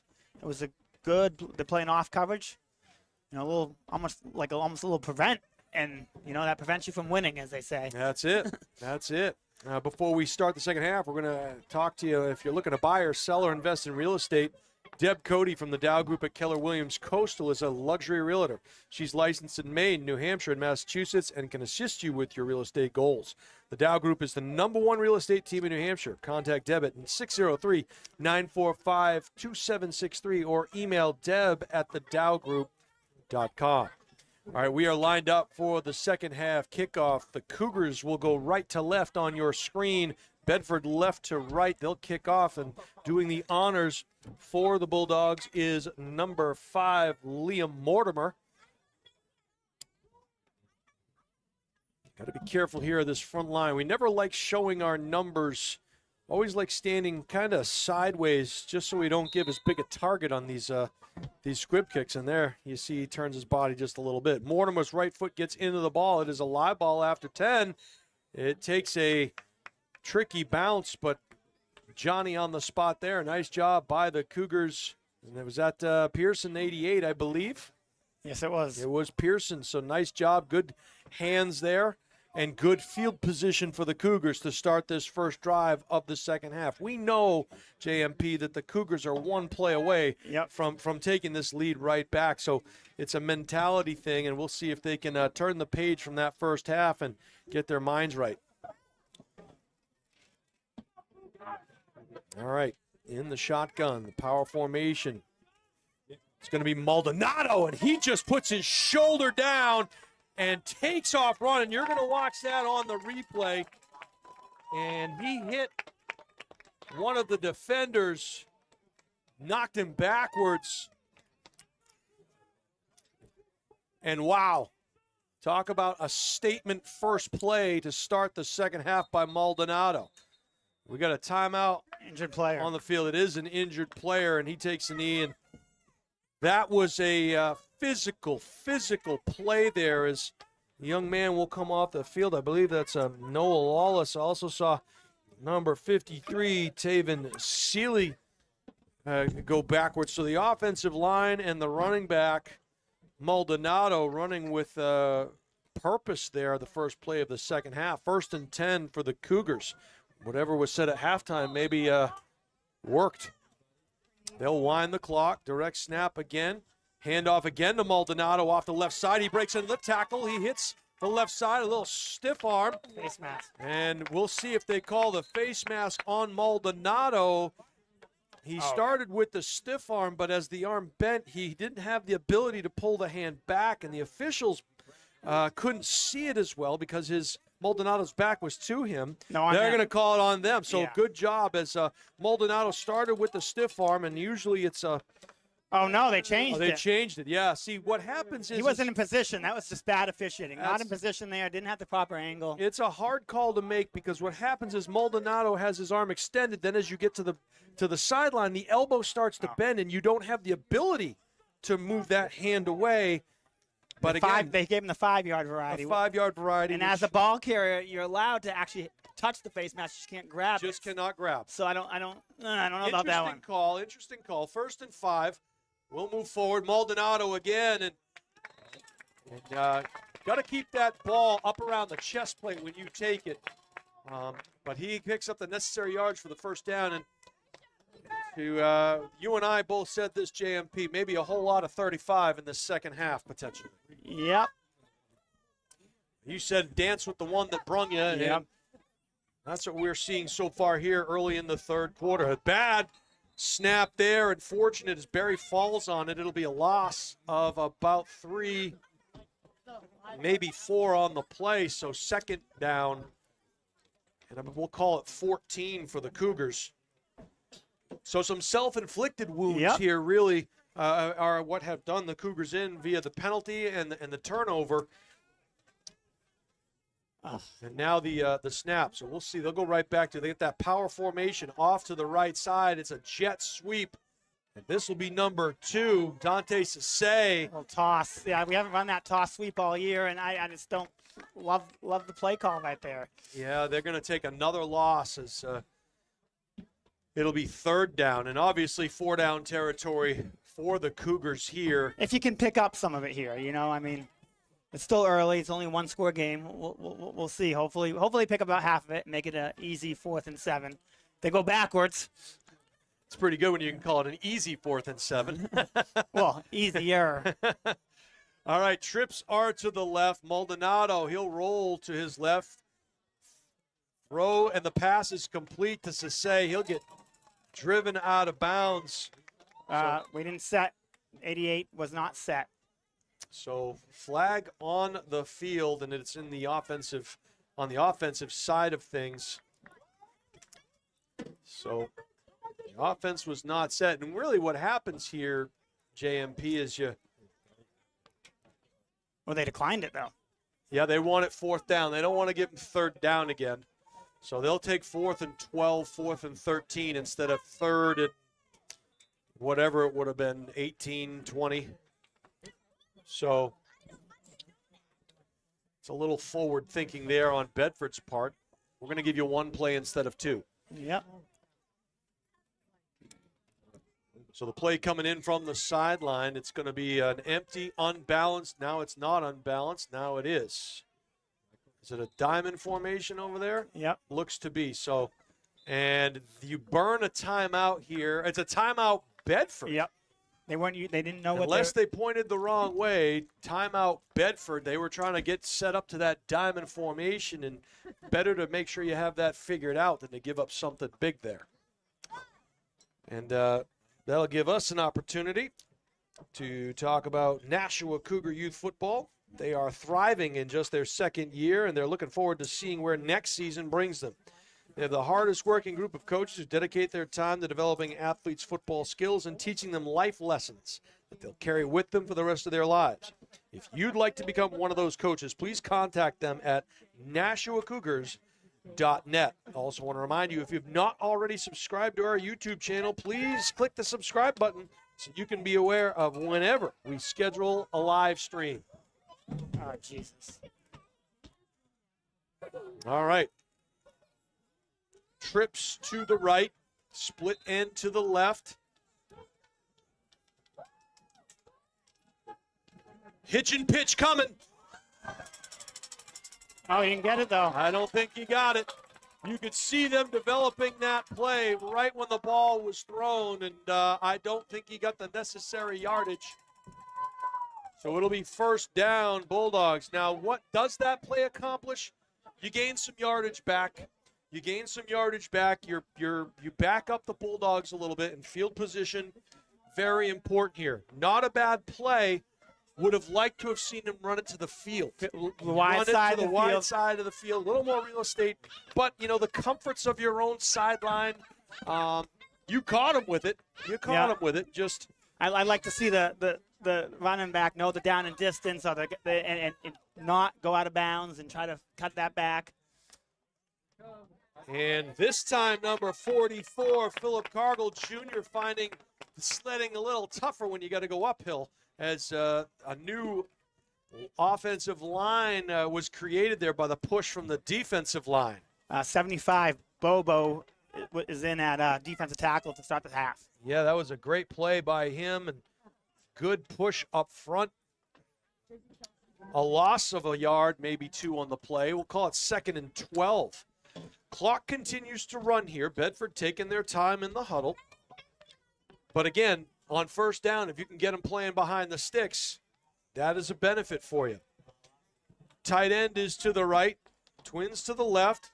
Little swing pass out there in the flat, and chasing him down from behind. JJ. Wow, what a play. He's got a new number this week, so he could play offensive line. JJ Vasquez, number, they changed it, number 94. Jadiel Velasquez on the play. And we're getting a 55 call, maybe Aiden Kelly. Okay, so maybe Aiden Kelly out there. He's out hurt, so no. So it couldn't be him. Steve Cody giving us a. He's the starting center that hurt his thumb. That's the man who hurt his thumb. So here we go. Rolling right. Here comes the pressure. And fumble. The ball almost on the carpet. No, I guess not. And so now you're faced with a huge 4th down and forever play. So again, you didn't get the first down on that hitch and pitch. You no longer have that play at your disposal. However, you picked up a bunch of yardage. And 55 is on the field there. Oh, he switched for the numbers. Cougars. Yeah, it's still JJ, though. Yeah, okay, it's Velasquez. He used his number. Oh, because that's a good return punt right there. You want to return that. You want to pick it up and go. No, don't put your knee down. Sorry. All right. So JJ 94, but 94 is still not an eligible number. So he had to go to 55 to be on the O-line. So right. He's using Kelly's number. So you're both right. Yeah. I'm going to give credit to Steve Cody on that one. He was emphatic. He was looking at the replays. I know the white sleeves. The white sleeves of JJ Vasquez right there with the blue gloves. So it was 55 on that terrific swing pass on the stop. A good punt changed the field position a little bit, but the Cougars have it 1st and 10 in Bulldog territory. Good handoff off the left side. Nice gain on first down of about 3 or 4 yards. I believe that was Roig on the carry. And it was. And still not a heavy dose of Maldonado as yet. Especially at quarterback where he's played most of the season. Barry takes the snap, hands it off to Maldonado. And he'll pick up about 5 more, so it's going to bring up a big 3rd down and 2. Clock continues to run here, 4:35 in the 3rd quarter. It is a 10-6 Bulldog lead, 4 down territory. Maldonado off the right side, and he could be off to the races here. He splits the defenders, gets to the 2nd level, and Maldonado is in for the touchdown. And you have to ask yourself, what are we waiting for here? And, I'm sure it was just a matter of time where they said, all right, 35's the guy. And a nice carry, a nice change of pace there. And Maldonado splits the 2 safeties and gets into the end zone with 4:18 to go. The Cougars have retaken the lead 12-10. That's got to be a pretty good feeling on the sideline of the Cougars. Bedford's bounced back, though, every time. So, they got to get a stop. Handoff again to 35, and he doesn't want to be denied. He's going to fall at the goal line. The far side official says no. So it remains a 2-point advantage here, 12-10. The Cougars back on top. A Maldonado run, and it was interesting to watch. The offensive line went left. Maldonado bounced right, and he was off to the races. And the difference, a lot of times, and you know that Maldonado has that big playability. What would normally be a 4 or 5 yard gain turns into a touchdown for him because he can break those initial tackles, those arm tackles, and he has that extra gear to accelerate through the secondary. Yes, he's hard to tackle, and he's got the speed. Not many kids at this age have that combo. If you don't get your hands on him prior to the line of scrimmage, boy, you're letting him get that head of steam going, and that's the train coming down the tracks. So the Cougars to kick the ball off.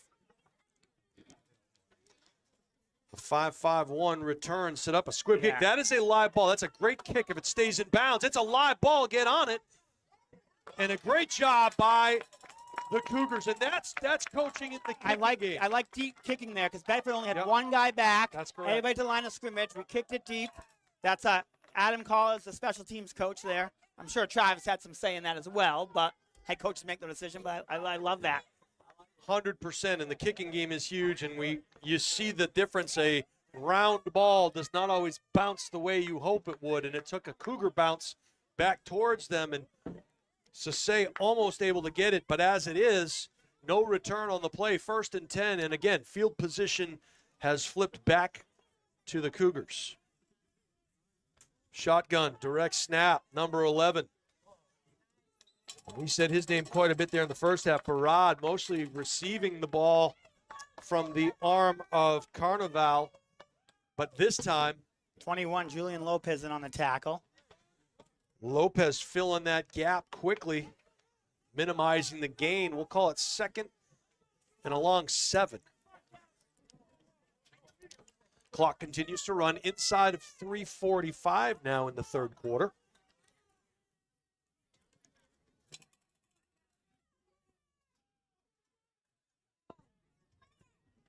Counterplay, number 22, and a good job at the point of attack. We're going to get a penalty here. I'm not sure what the penalty is going to be. So they'll stop the clock at 3:29. What are they going to call? They're going to call face mask against the Cougars. Of course they are. Another untimely penalty for the Cougars. That's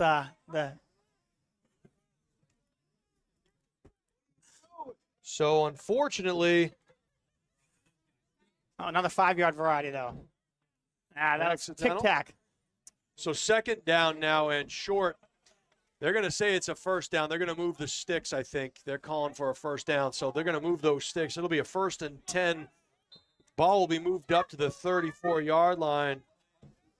So tough penalty called there against the Cougars.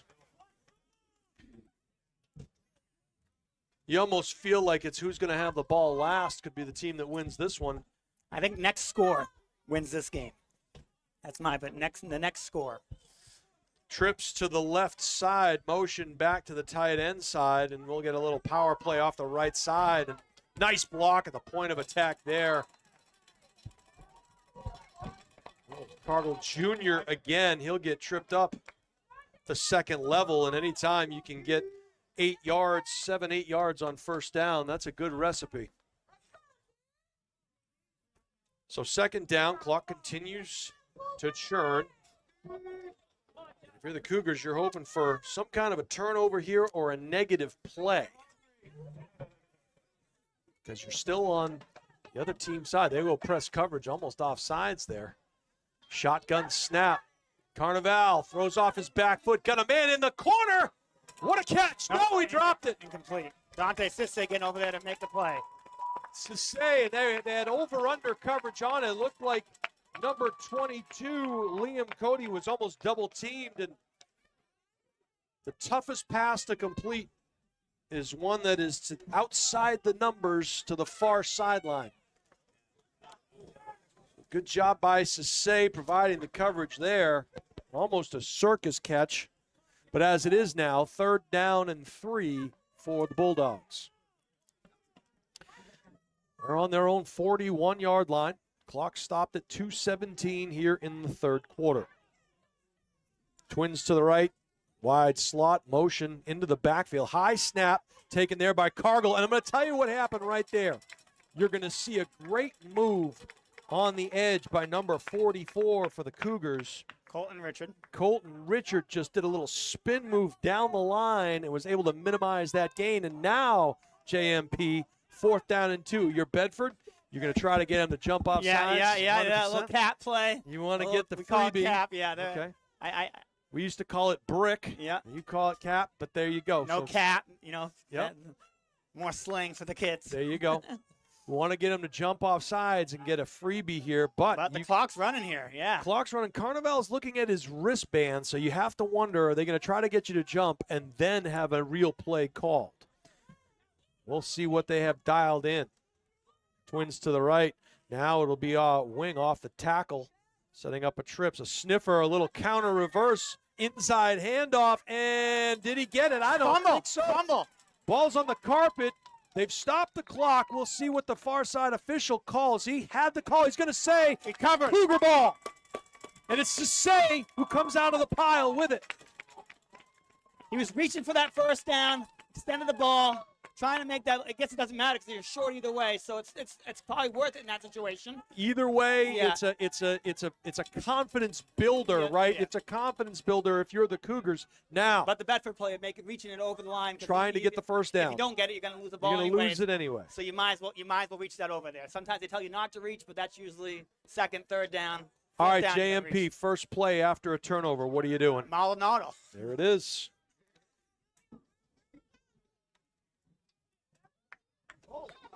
And Maldonado pushes forward. You're going to see he's kept those legs churning. He's running people over. Picks up about 7 on the play. And you'll see Maldonado. Down the line came number 11, Ian Barad. And Maldonado's going to run through those arm tackles. Yep. And so that's exactly what happened there. All right, now what do you do? Maldonado. Same play? Okay. Out of the power. Yep.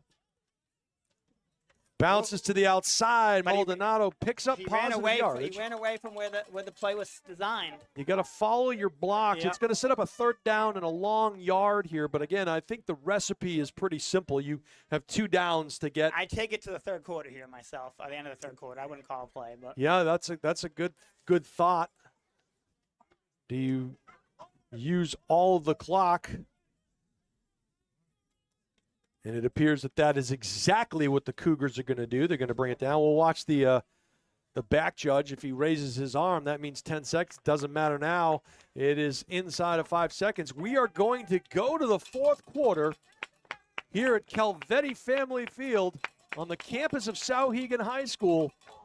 Your Nashua Cougars up 12-10 over the Bedford Bulldogs, but they are marching. A huge 4th down stop / fumble recovery, however you want to look at it.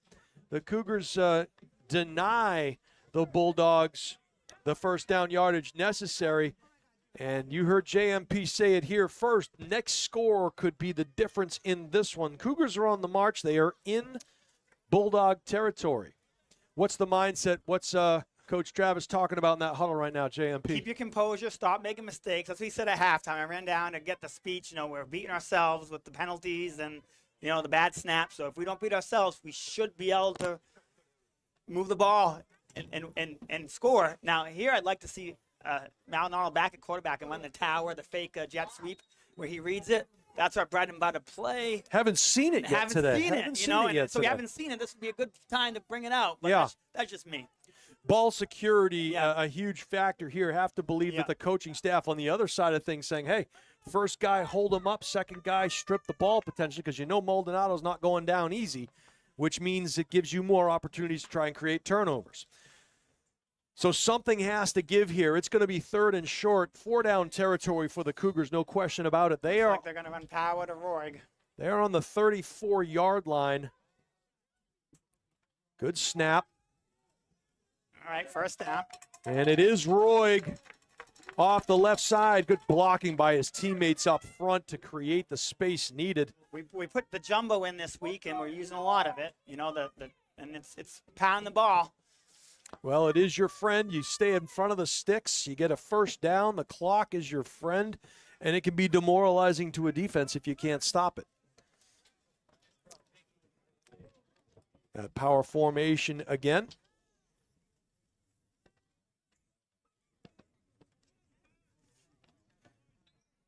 Similar play off to the left side. That time it was Roig on the carry. So a pickup of 1. It'll be 2nd down and 9. Roig comes out of the game. So that means Colton Richard. He's a lead blocker. He's our is in. F-back. So he'll come in and they'll probably run Maldonado back at the dot in the I here and power to Maldonado.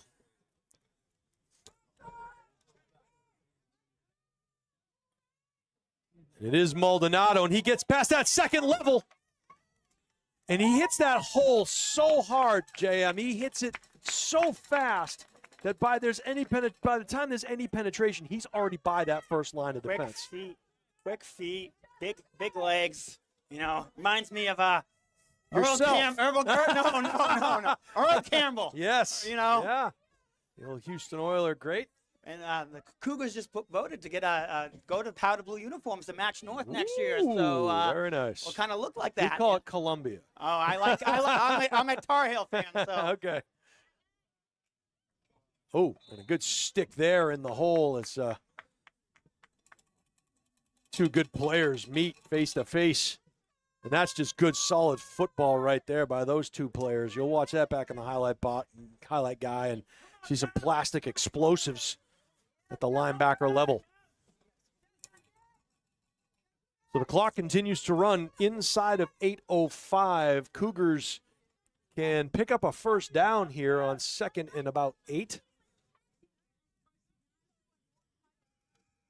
Bouncing to the outside and not where it was designed to go as 42 steps up to the challenge. That was Ben King. And a loss on the play. So, interestingly enough, on this drive, we've seen Maldonado touch the ball once, maybe twice, because they flip sides of the field, and both the times he's touched it. he's gonna get it here, but You want to sprinkle the infield, but I'm sure if you talk to the kids, they want to win this game. Yeah. Oh, a little waggle action, back of the end zone. Oh, he caught it. All right. We're unplugged. Did I unplug too? Yeah. Good. So John Michael Pearson with the assist on that play, unplugging the highlight guy. He was jumping up and jumping around here. What a great play. A ball that was in the back corner of the end zone. The defender had a beat on it, and they both got their hands on it. It pops up. I don't know who that and was. And the Cougar caught it. Was it 41? It was hard to see. We're in the corner shadows of the booth in the dark. here. In the dark numbers. So they're going for the 2-point conversion. And timeout called by Bedford. This is an important 2-point conversion. Yeah, but I don't know if I like. I think if I'm Bedford, I like the call because I'm a touchdown and an extra point away from tying it. So this is a huge play. You know, if I get this one, now I'm 2 scores back. That is true. We did not, and you'll have to watch it back on the highlight guy. That's our ploy for making you watch. Might have been 41. I think I was going to say 41 as well. Sisse was running a little, in the flat, so I think he's the only one because Roger isn't in. I'm going to say it was Rick McKenzie. I think it was him in the back corner. So it wasn't 88. No, he's not I don't think it was 88. Yes. So those are the only guys out there running on that play. So. Wow. Hey, are you looking to play sports in college? If yes, then let the highlight guy help you get noticed and recruited. We create highlight videos, film sporting events, and live stream, all with the goal of helping athletes get noticed by college coaches. With the highlight guy, you are the star, so let us help you. Go to thehighlightguy.com or email steve@thehighlightguy.com to get started. The Nashua Cougars Board of Directors is a group of people who came together for one purpose: create the best possible opportunities for every youth football player in North Nashua. They provide scholarships, transportation, and go above and beyond on a daily basis for all of their athletes. They're all one big Cougar family. If you're interested, contact the Nashua Cougars. Quarterback power. Run it in. Yeah, he's going to go, and he's in. Run it in. Quarterback power. I think we have a flag down on the 5-yard line. Uh-oh. Holding, so we're going to do it again. Well, it's going to back them up 10. If you're interested in joining the Nashua Cougars Board of Directors, go to NashuaCougars.net. That's NashuaCougars.net.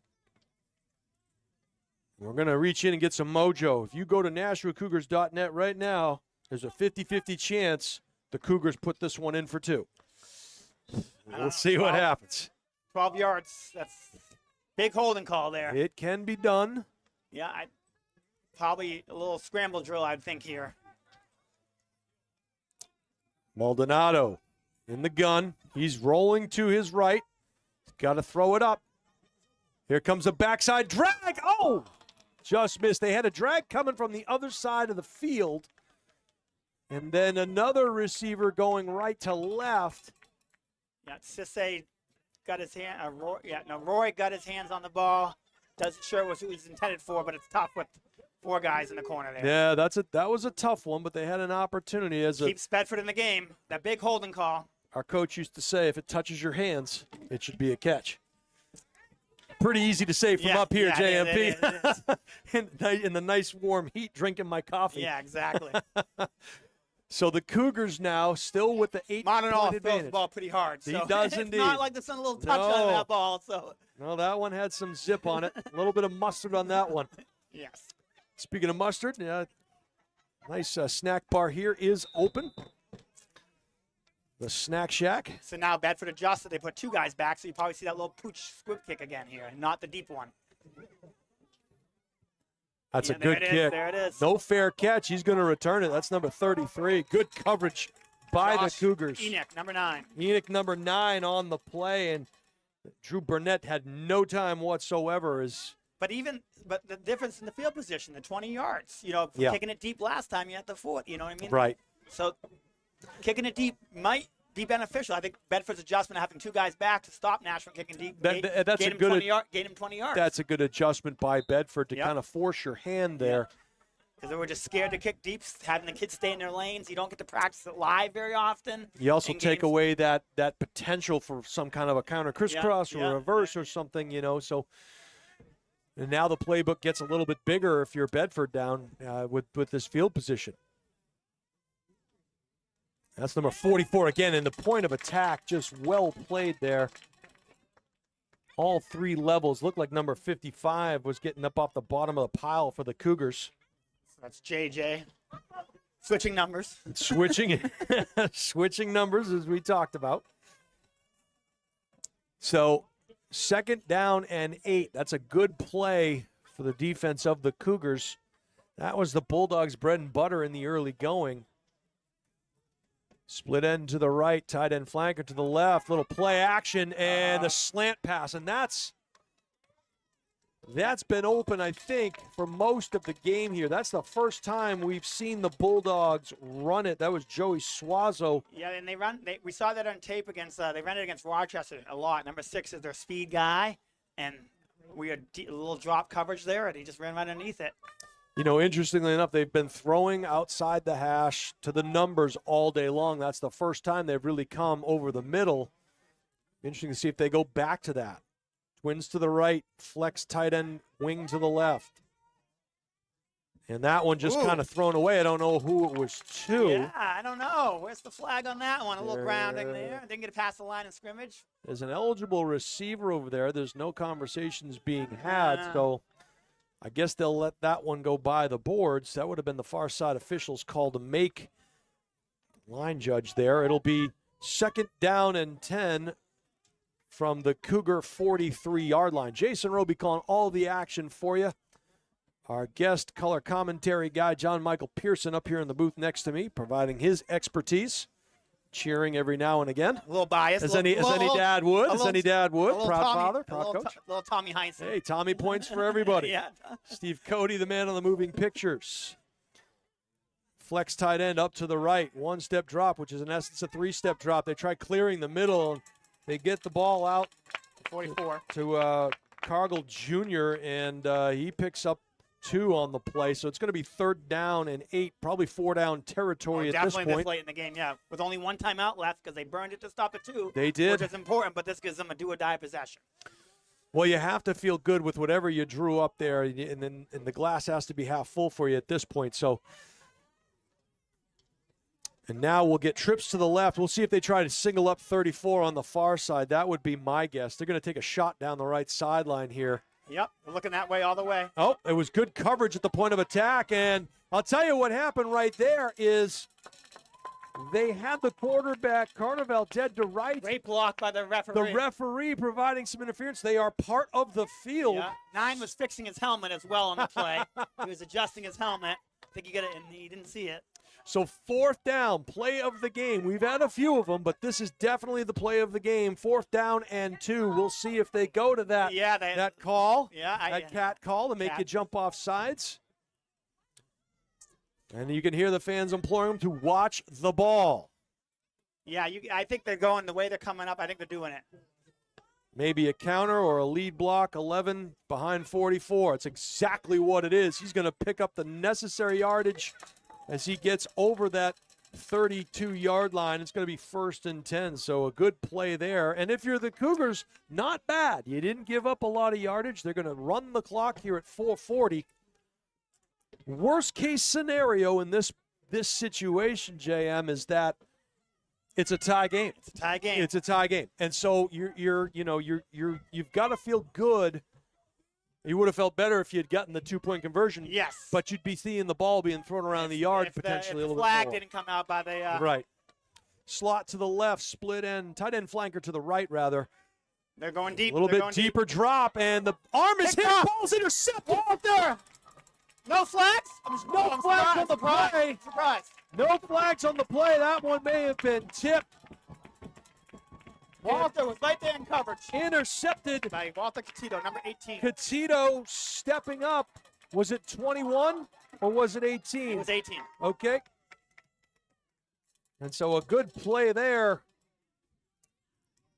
And it'll be 1st and 10 for the Cougars. And now you probably start talking about ball security. Because if you are Bedford, you've got to get that ball on the carpet. If you're the Cougars, one more puts the nail in the coffin, but you've got to protect the football. Maldonado, right side, secondary level. And he will pick up 9. He needed 10. He got 9. I actually like the 9 there because it gets you an extra down to waste some time. And so at this point, the clock continues to run at 3:54.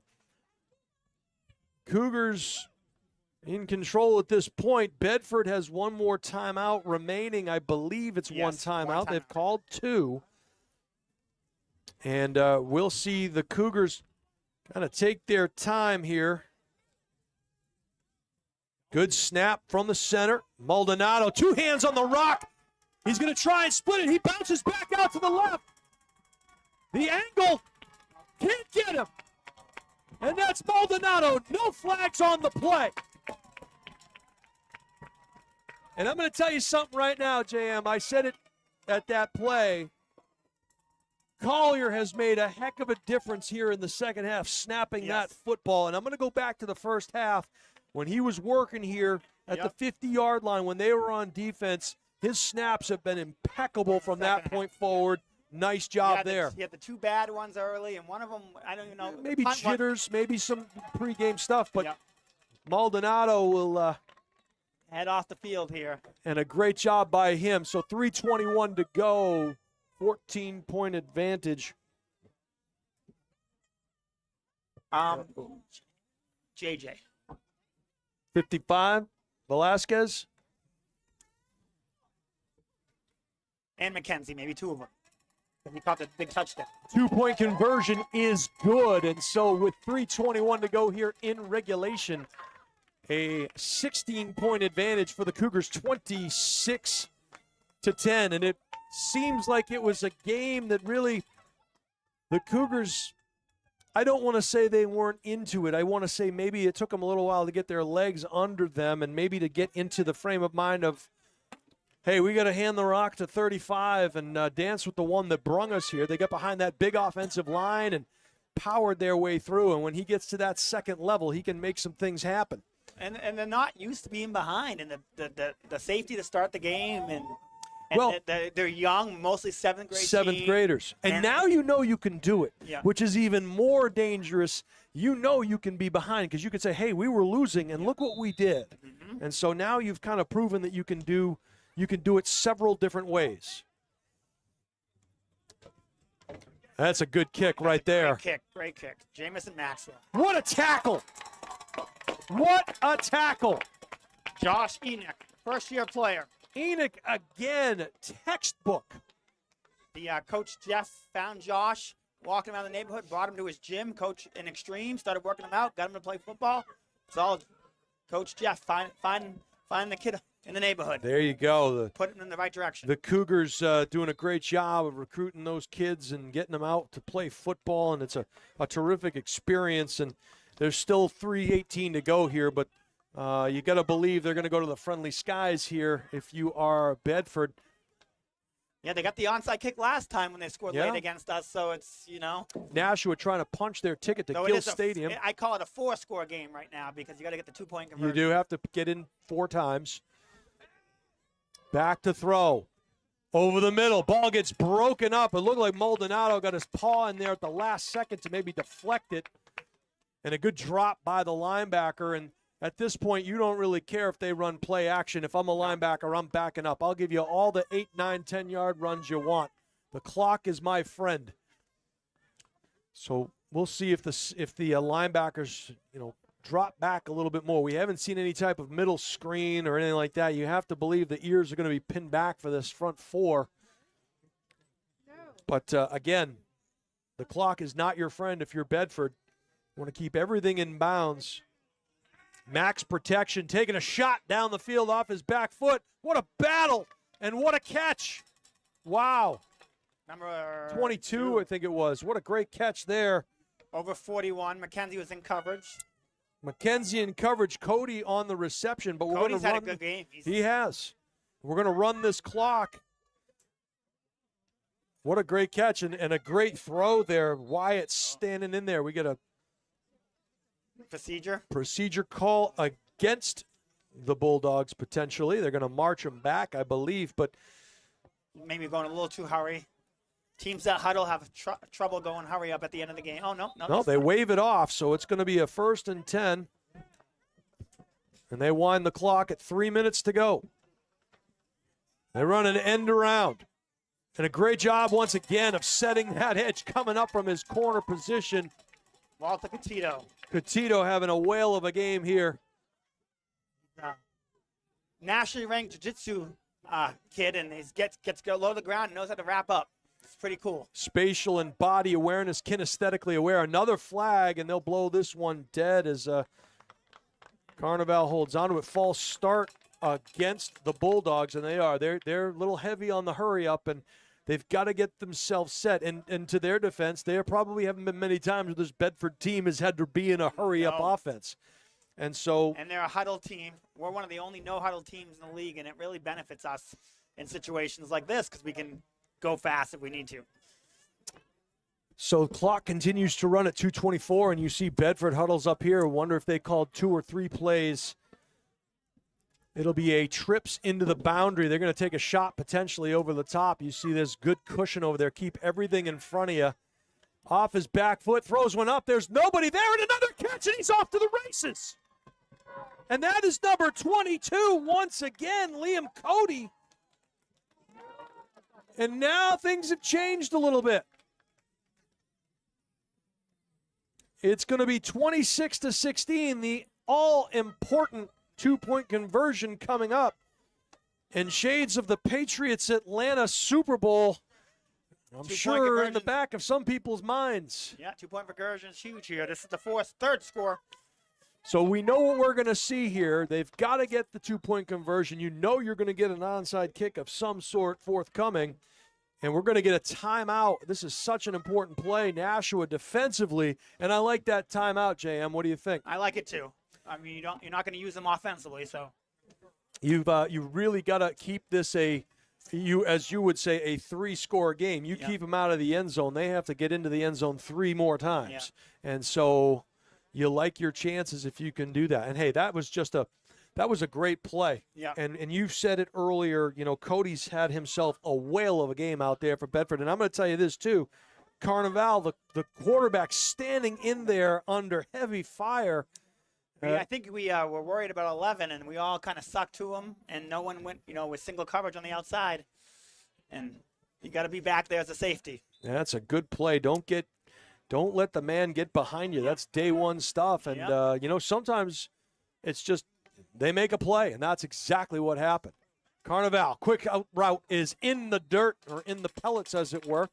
Yeah, I think they should have run the ball they haven't done it in a while. 11, counted 11. He probably could pick up 2 yards there. Well, that play, they hurried that one along. Yeah, they did. And it almost seemed like they could have taken a little more time because it's a dead ball play. The clock's not running, but now you see the Bedford kickoff team come onto the field, and the ball is on the tee in a regular state. We'll have the hands team on the field here. We'll see if he kicks the top third of that ball. So as you watch his right foot make contact, we'll see if he's a righty or a lefty. He's going to kick with his right foot. See if he hits the top third of that football. We usually had him aim for the white stripe, but the white stripe is facing forward, so kind of hard to do. We'll see what is employed here. Nashua, it looks like Nashua is missing. No, they had the hands team They have him on. now. The hands team is on the field. And that's a good bounce, and takes a nice bounce.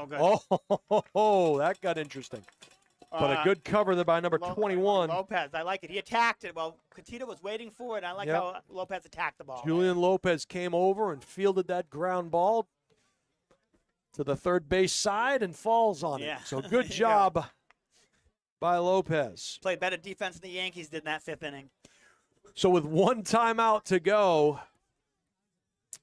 the Cougars can pretty much run the clock out on this one. Yeah, they have one time, And in the young existence of the Cougars, they could be heading to a championship game. Maldonado want him to stay in bounds, maybe just fall down. He does just that. He'll pick up a first down. They'll move the sticks and wind the clock, and that will about do it.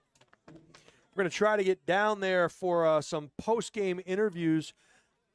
I don't know, Coach, if you want to go down there and make sure we get a couple of people so we can talk to them. I'll get JJ and Ricky. Okay. All right. And maybe Coach Fowler, too, have him with them, and we can talk to those guys. That's John Michael Pearson. Thanks, JMP. Heck of a job. I tried. And putting on his coach hat. He's got his dad hat. He's got his color commentary hat.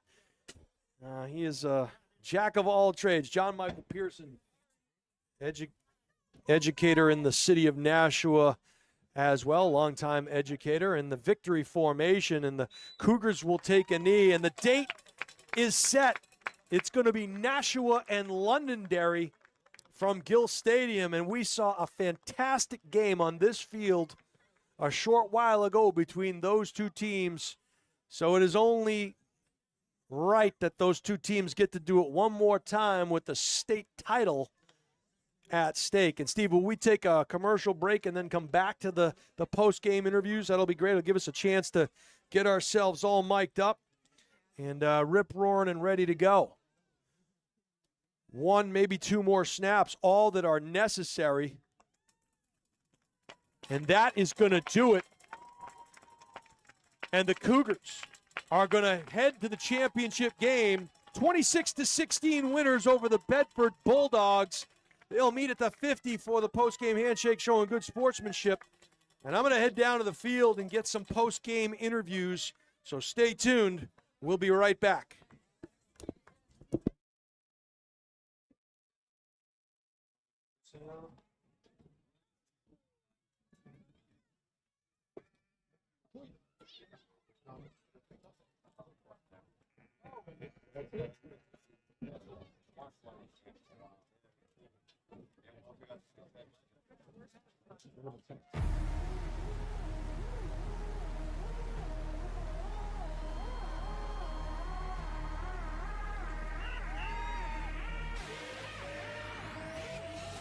I'm a beast. Yeah, I'm in my own zone. It's beast mode time, so go hard or go home. I'm a beast. Yeah, I got it on my mind. See, I came here to shine, so let's get it on the grind. I'm a beast. Yeah, I'm in my own zone. It's beast mode time, so go hard or go home. I'm a beast. Yeah, I got it on my mind. See, I came here to shine, so let's get it on the grind. Step up in the building, swagger on point, right? Put your seatbelt on, cause it's gonna be a long night. It's gonna be a long fight, but then again, maybe not, cause I stepped in my zone when I'm about to get it in. Yeah, I got it on my mind. Let's end this thing in regulation. I ain't thinking overtime, cause I didn't work overtime, and I ain't trying to overgrind. I transform the beast mode just like Optimus Prime. I can't hit the ball hard. I love this game, it's all I got. That's why I'm going all out and give it everything I got. Yeah, I give it all I got. As if it was my only shot. I play the game to win to the end until I pass out.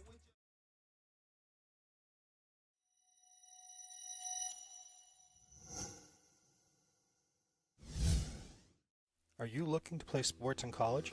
Almost every college recruiting website recommends having a highlight video as one of the top 3 crucial recruiting tools. In fact, 93% of college coaches we surveyed said they watch a recruit's highlight video as part of their player assessments. Our sole purpose is to make you look good. Our highlight videos include an athlete bio and accolade page, stop motion, and player highlight. The video is not done until you are completely satisfied and say it's done. We also upload to YouTube or whatever recruiting platform you use. The highlight guy can also film your high school or club games to capture you in action, resulting in amazing footage that you can use to help create your highlight video. We have the expertise to help you get recruited. Check out our website at thehighlightguy.com or contact Steve at thehighlightguy.com to get started on your path to playing sports in college. Hi, my name is Deb Cody, and I'm a realtor with Keller Williams Coastal and Lakes and Mountains Realty. I serve both residential and commercial clients in New Hampshire and Maine, and work with an amazing team of KW colleagues and affiliate partners to help you achieve your real estate goals. In 2022, I ranked in the top 20% of 700 plus agents within my brokerage. I was nominated this past year to serve on the agent leadership committee within my firm, and have enjoyed giving back to my colleagues and local community. Are you curious to know how much your home may be worth in today's market? Reach out to me today, and I'd be happy to run a complimentary comparative market analysis for you.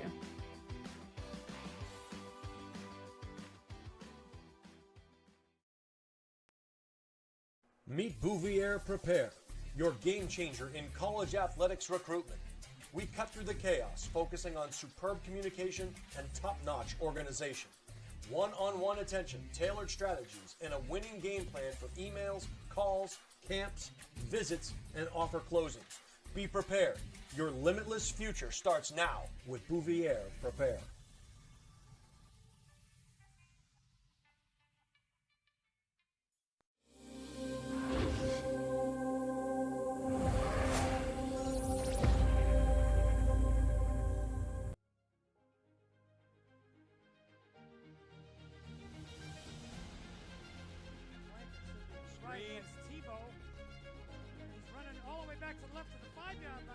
Stretches it out.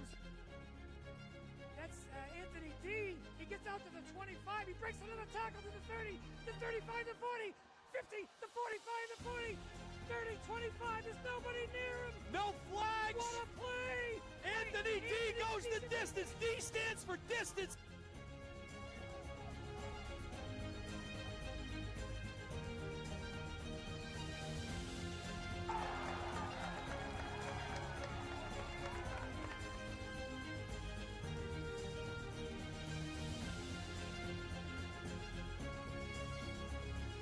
Clippers on the low block, kick out downtown, Yahtzee.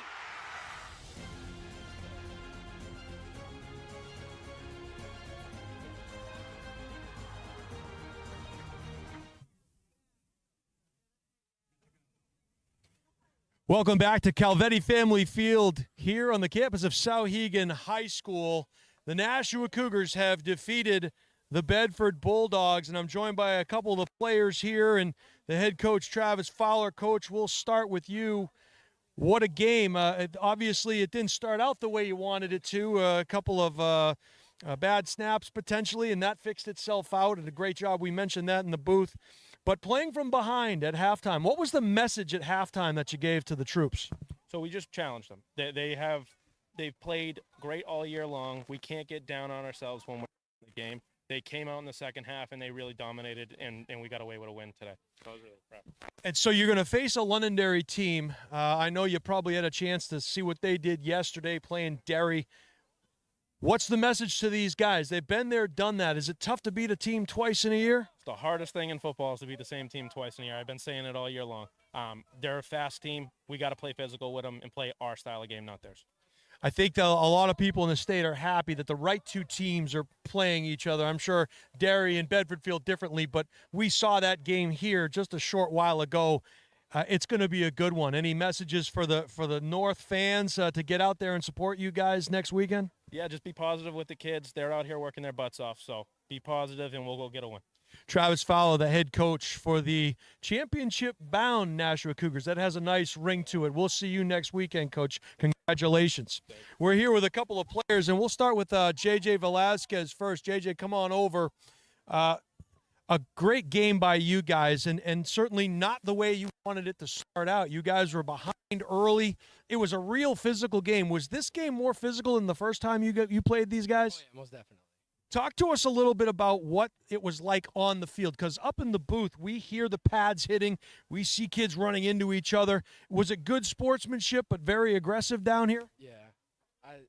I'd say the last game, we thought we were better than them when we first played them. We didn't know what they were really like, but we beat them by 2 the first time. This time we came out better, stronger, and then we actually did our jobs. That's good stuff, and we'll bring in J.J. Velasquez. Come on closer a little bit here, J.J. Good. And talk to us a little bit about the mentality at halftime. What did Coach say to you that kind of flipped the switch for you guys? He told us that we have to stay strong, do better. We can still Talk real loud. Real loud. We can still do our job. We still have to do our jobs, and what is it called? Just play your brand of football is my guess, right? You've been here before, you've done that before, and you guys came out and did just that. Well done, sir. Ricky McKenzie, come on over here, stand on my left side, sir, so everybody can see these two handsome fellas here. Ricky, talk to us a bit about the game plan coming out of halftime. Was it we got to drastically change things, or was it nope, we know what to do, we know how to play football, we just got to play Cougar football? I think we just needed to do our jobs and just play hard. What do you think about this Londonderry team? You guys played them in maybe one of the best games I've seen all year. You think it's going to be another good one next weekend? Yeah, I think it's going to be another good game, but I think we should win. Play our brand of football. I love it. Cougar football. And I asked Maldonado, the X-Man, before the game, what can this team do, not just next week, but over the course of the next 4 or 5 years at Nashua High School? Is it a sign of great things to come at Nashua North, potentially? Yeah, I think it is. Awesome stuff. Well, gentlemen, congratulations on a great game. Job well done. We wish you the best of luck next week. We're going to be covering it right here on the Highlight Guy. Get some rest, get that film session going, and bring the state title back to the North End, fellas. Congratulations. All right. The two gentlemen in front of me here doing the post game along with Coach Travis Fowler. We're going to be at Gill Stadium. It's going to be Londonderry. It's going to be Nashua. It's going to be a blast. We'll see you then. Thanks, fellas, for joining us.